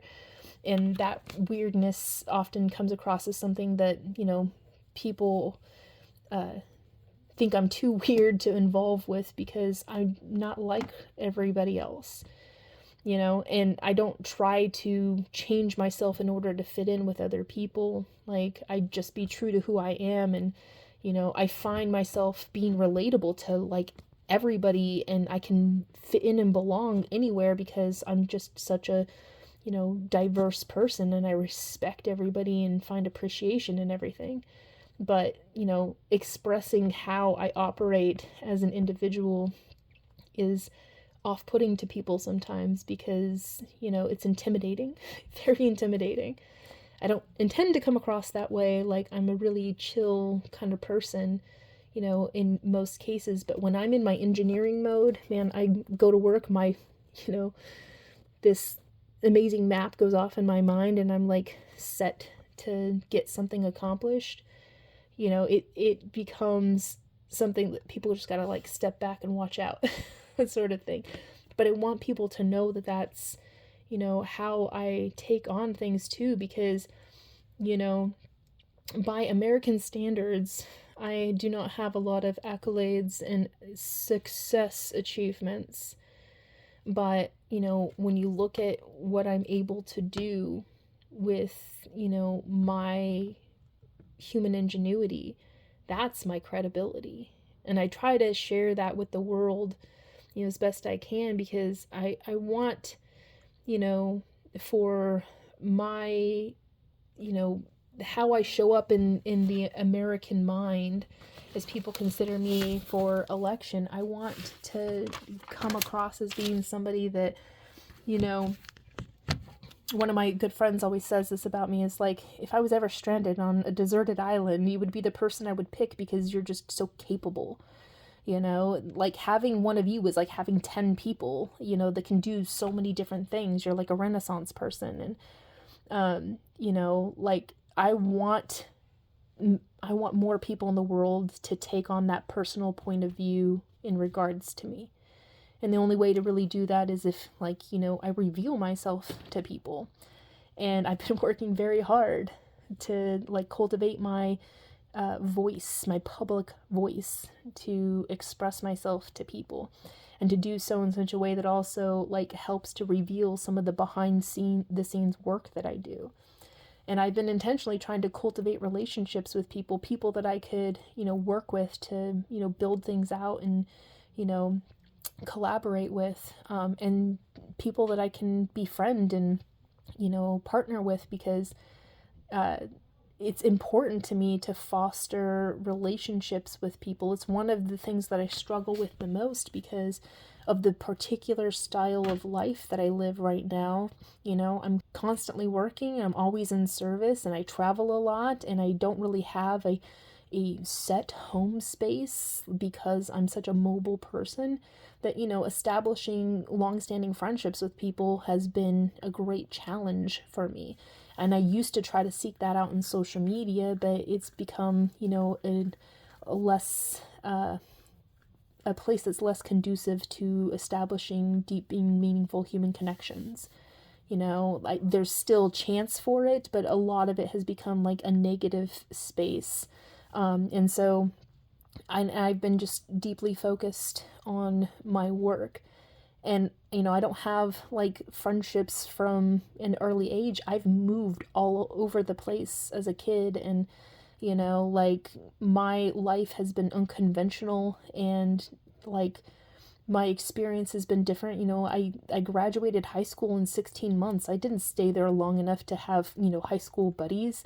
I was in, I was out, and I was on my way with my life, and I have been, a single parent most of my life. And so I have always had the duty and responsibility of that over formalizing relationships with other people, because I've had to work my ass off, excuse the language, to be able to support my child, on my own. And then, even though I was, like I said before, married and I had another child, I ended up becoming a single parent to 2 children, and, was supporting them on my own. It's a very challenging lifestyle. Didn't have a whole lot of opportunity to focus on personal relationships. So I don't have friends, per se. Like I have some friends, close relationships I've cultivated over the years, but they're very few. I have a very small circle of trust of friends. And that comes across to a lot of people as, maybe I'm not like as much of a social butterfly as people would like, their president to be, especially if they're going to be a popular president. But, like I've never had a difficulty in fitting in with people, and meeting them where they are. I love people. I absolutely love people. But for me, being just the type of person I am, it's kind of hard to take me in. I'm a lot. And I've accepted that, and, I'm kind of embracing it with a sense of humility. Like, maybe the socialite life isn't for me, but that doesn't mean that I'm not, a relatable person, or that I'm not a trustworthy person. I just cultivate my relationships very carefully, and, who you surround yourself with really matters. And I have, developed and cultivated relationships with people, and unfortunately have had to cut them off because, their values don't align with mine. I don't mesh well with people who are, not integrity bound, people who I see that exploit or abuse, or they are predators, these sorts of things. I don't align with those type of people. And so, I think that that's another thing that's important the American people know about me is like, when I start, establishing, people that I'm going to be working with that would be coming to my administration, while Donald Trump may be doing a loyalty test to make sure everybody has fidelity to him above all else. Like, for me, when I root for the Constitution. And I want to find people and surround myself with people that believe in the rule of law. Two of my most favorite and fundamental constructs that I build within when, I build up my concepts and inform my frameworks and stuff is, Justia and Prudentia. I mean, for Christ's sakes, I named one of my children after that concept. The whole idea is like, I understand the value of law and rules and justice, and understanding, the orderliness of things. And, that is important to have in terms of like, if I'm going to be entrusted to create systems for living for people and systems that people can trust in, and to restore the integrities of the systems of government, like, I myself have to be able to abide by that. So it's a deeply embedded soul print value for me. So when I consider people who I would, need to work with in my administration, the fidelity test is going to be, is your fidelity to the Constitution, because that's what matters the most, And because of that, I think I'll have, the capacity to really bring about a dynamic, powerful, like, team of people who are really just all in and all about helping to create an America that, really works for everybody's best interest. I have a good sensibility about, who's a good person. And, all it takes is to be in a space with somebody, in proximity, like face-to-face encounter, which I think is the most honest connection. And I get a real sense of who they are as a person. And, it's not like reading people, but like, your vibe attracts your tribe sort of thing. And I know who I am as a person, and especially if, like, I know who I am and where I am and when I am, therefore who I am. And if I meet somebody on their level where they're at and we vibe or we sync up, whether it's, across the screen of distance or it's face to face, like, I can tell if you're a good person, and I really trust the instinct that I have in terms of people. Now, there have been plenty of times in my life where I have been betrayed by people who, I misplaced trust in, but ultimately, it's not that they're not good people. It's just that, they made a mistake and, I misplaced trust in them and they did not know what to do with that. And they did the wrong thing. And I'm very much about, like, redemption, and I try to be understanding of people and give them, chances for redemption. But some people, it doesn't matter how many times you give them the offering of, finding their way back into love, respect, appreciation, like, they choose not to do that because, they're more vested in other things, and that just tells you who they are as a person, Like, I always ask the question, can I go where you go? Like, and where you try to take things, like, I'm not like a super snobby, like, person that, doesn't accept the messiness of humanity. Like, I love and embrace the messiness of humanity. But, there's a difference between, like, being your real authentic self and being a real jerk. And I've met a lot of real jerks in my life, people that, like, they don't know how to take me, and so they become exploiters, They perceive, my kindness as weakness, and they make moves on that, and they do harm.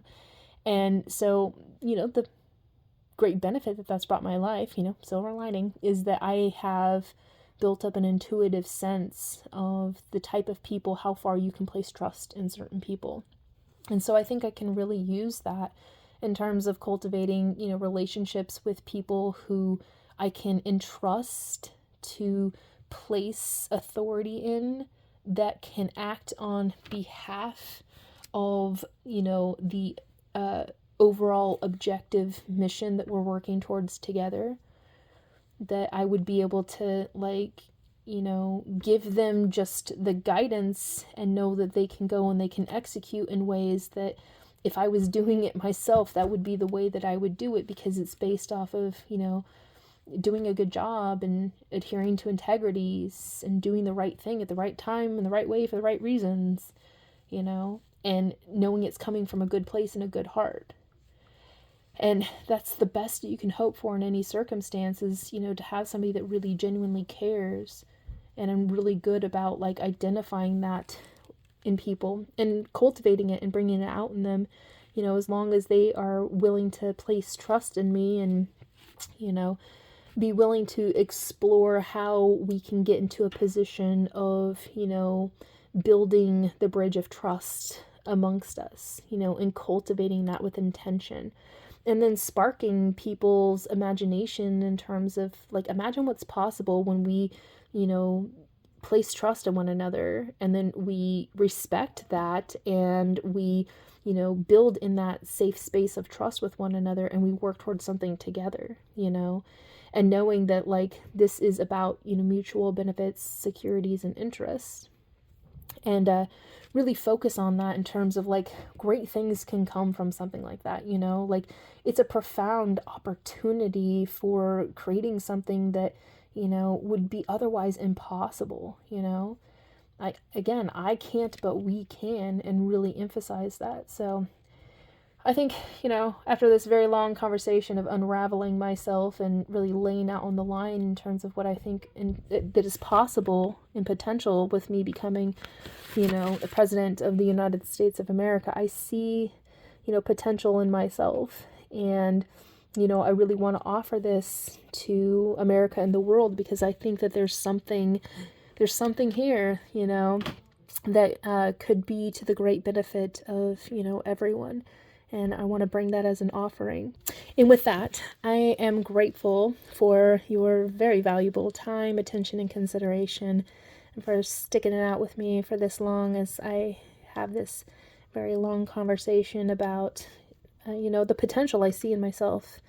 And I really hope that, from here, I can invite you into a welcome situation where we can make history together, because I want to become president of the United States of America. I'm a woman. This has never happened. This is something, like, unfathomable. We've considered it before a few times, but it didn't quite pan out, and I just don't think America was ready for it. But consider the potentials in me. Is like, I'm not just some woman, and I'm not somebody who is, like, a part of the system. Like, I'm coming out of left field. I'm very much an underdog. I am a dark horse, but there's something that I can bring. And I just hope to be able to, inspire people to at least consider the possibilities, because there's so much that can come from, taking this as an opportunity to say, yeah, this is very different, but different is good, and it can be something, like, that's really, truly, something that we can embrace because of its difference, and really use it as a way to help us to, remember who we are as an American people, really look at ourselves in a sense of contrast the American situation to, the place of, like, are we ready for a woman to become president? Are we ready, for a woman to take on that role? And not come it from an approach of, like, fighting through the misogyny that is prevalent in society and having to break that down, and not having to come from a place of, like, is this person, electable by, normal standards? It's like, no, what I'm offering here is not in the norm. What I'm offering is something totally different. And I hope people can embrace that difference as something as, like, we need to shake things up. We need something that is, way out of left field, because America is, primed and ready for it, right now, more than ever, we have the most unpopular president ever, the most unpopular war ever, the most, depressing state of, affairs in terms of our relationships with the world. Like, all the good things that, we used to be able to, be proud of about being America has been, like, taken away and stripped away from us. The situation is dire. People are dying unnecessarily. People are suffering. There's lots of hate and ferment and political violence, and, people are being mean and cruel to one another. And the whole world is burning around us, like, slowly, and terrible, terrible situation. But, Let's throw in the wild card into the situation in terms of considering someone like me to, come in and become president. Like, it may be the very thing that we need, a catalyst for change that could move us in the right direction. Consider this, in all that I'm offering, like, there is something here that may very well be the thing that we need to, move us away from like the complacency and the being complicit in the destruction of America, and instead move with intention towards choosing, like, we deserve much better. And man, here is a chance to set things right, do things better, and to have some fun with it. Like, as weird and peculiar as I am, I can bring some sanity to the, government experience, and bring in some, new and cool, innovative approaches. I want to foster, bring the humanness back into the White House. I want to foster, pets to remind people about the value of, growing a family. I want to foster, innovative events at the White House to get, people to come kind of do like a World's Fair event of sharing their innovations and whatnot, regularly, so we can figure out, like, hey, maybe this is something we can, apply to help improve our circumstances, and being a, lover of books as I am, like, I would really like to be able to do a reading time with the president so that I can connect. It's something I used to do with my children all the time, and I very much loved, reading stories to them every night. And I think it's an opportunity to, show that I'm human, and really lean into like the motherliness that is natural within me, and those are the sorts of things that I think would really be good for us right now. It would be like a healing balm, Imagine having a president that just like cared on that level, and had this like, sensibility about them of like trying to remind us that there's goodness in the world. Imagine that as a contrast from Donald Trump, And I don't know who they think would be able to replace him in the Republican Party, but I know that, based off of their behavior, that anybody that would be a follow-up to Trump isn't going to be somebody that's going to reflect the best of America,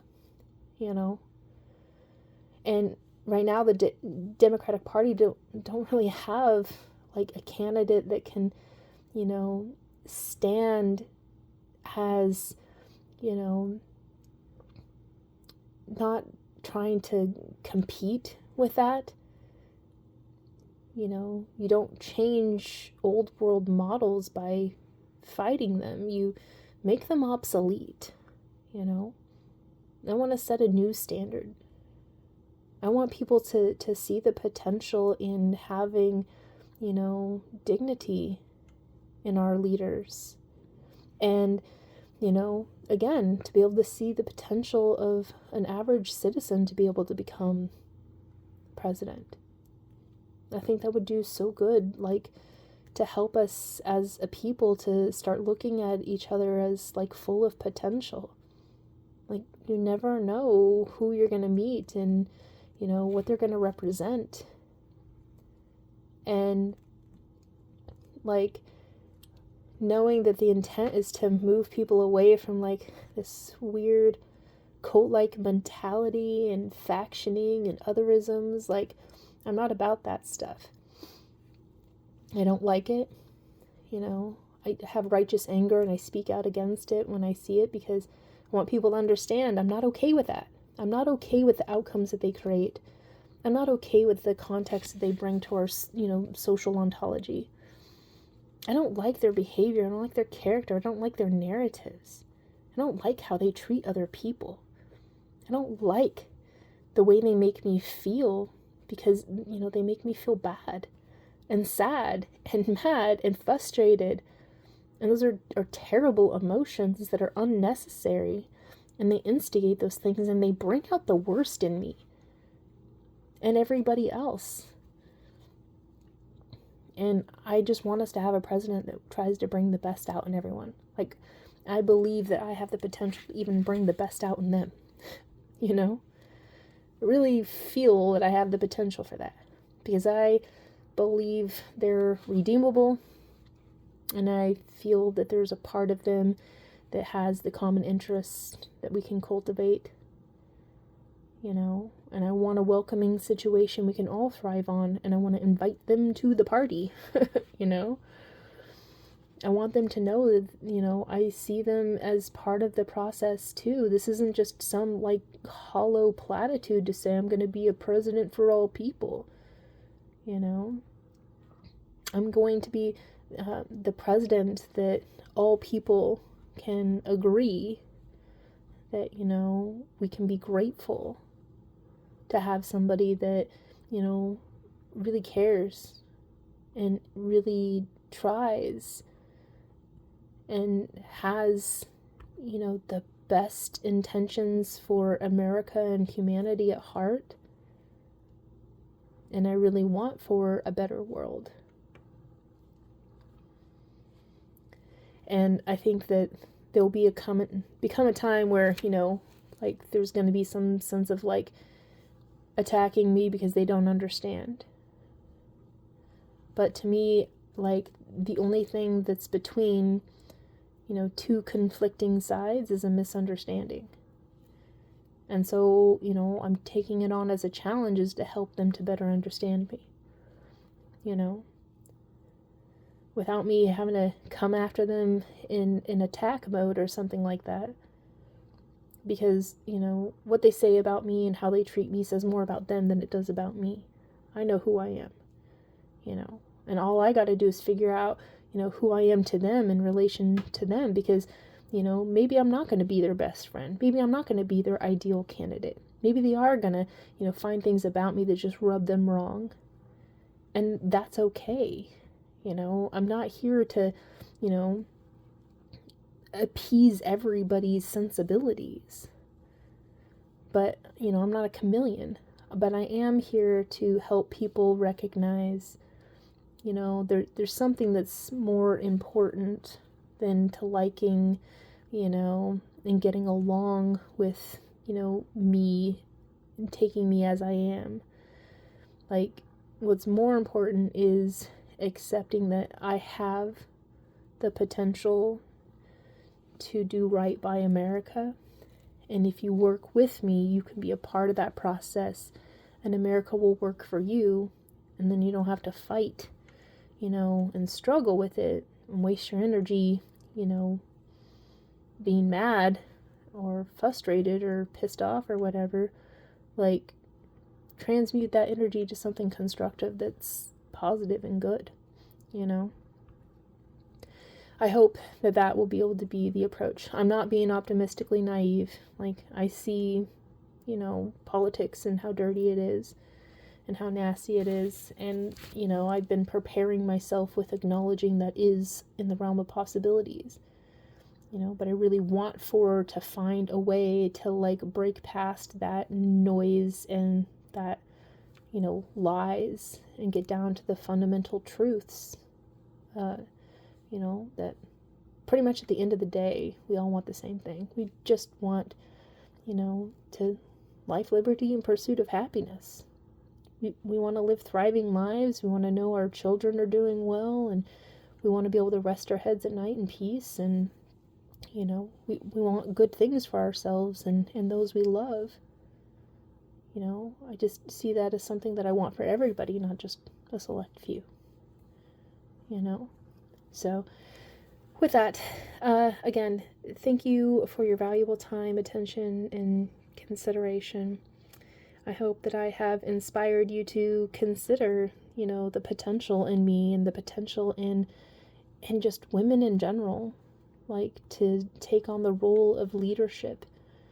Because, you know, we have this capacity to, you know, really offer something to the world that is you know, really beautiful, you know, and I think everybody looks for that mother figure, especially in times of trouble. And I think it would be really good for America to be able to look to our president as kind of like a mother figure, you know. And I think it would help us to be able to, you know, relate, because, you know, regardless of any of the differences, we all came from a woman. We all came from a womb. It is, you know, a variable by which, you know, we all came from that same, you know, source code and origin. And so that's something that, you know, we can work with in terms of relatabilities. And to take it on as like, this isn't some kind of like feministic and, you know, competing with men, but just like restore and establish balance in the world. And I really think that having, you know, a Madam President is a way to establish, put some check on the toxic masculinity and, you know, restore the balance of the sacred balance of the feminine and the masculine in society, you know, and do so in such a way that could hopefully be able to help us to become in better relationships with one another. I really, really hope for that. So with that, again, thank you for your valuable time, attention, and consideration. Happy, you know, Women's History Month, and with that, be well.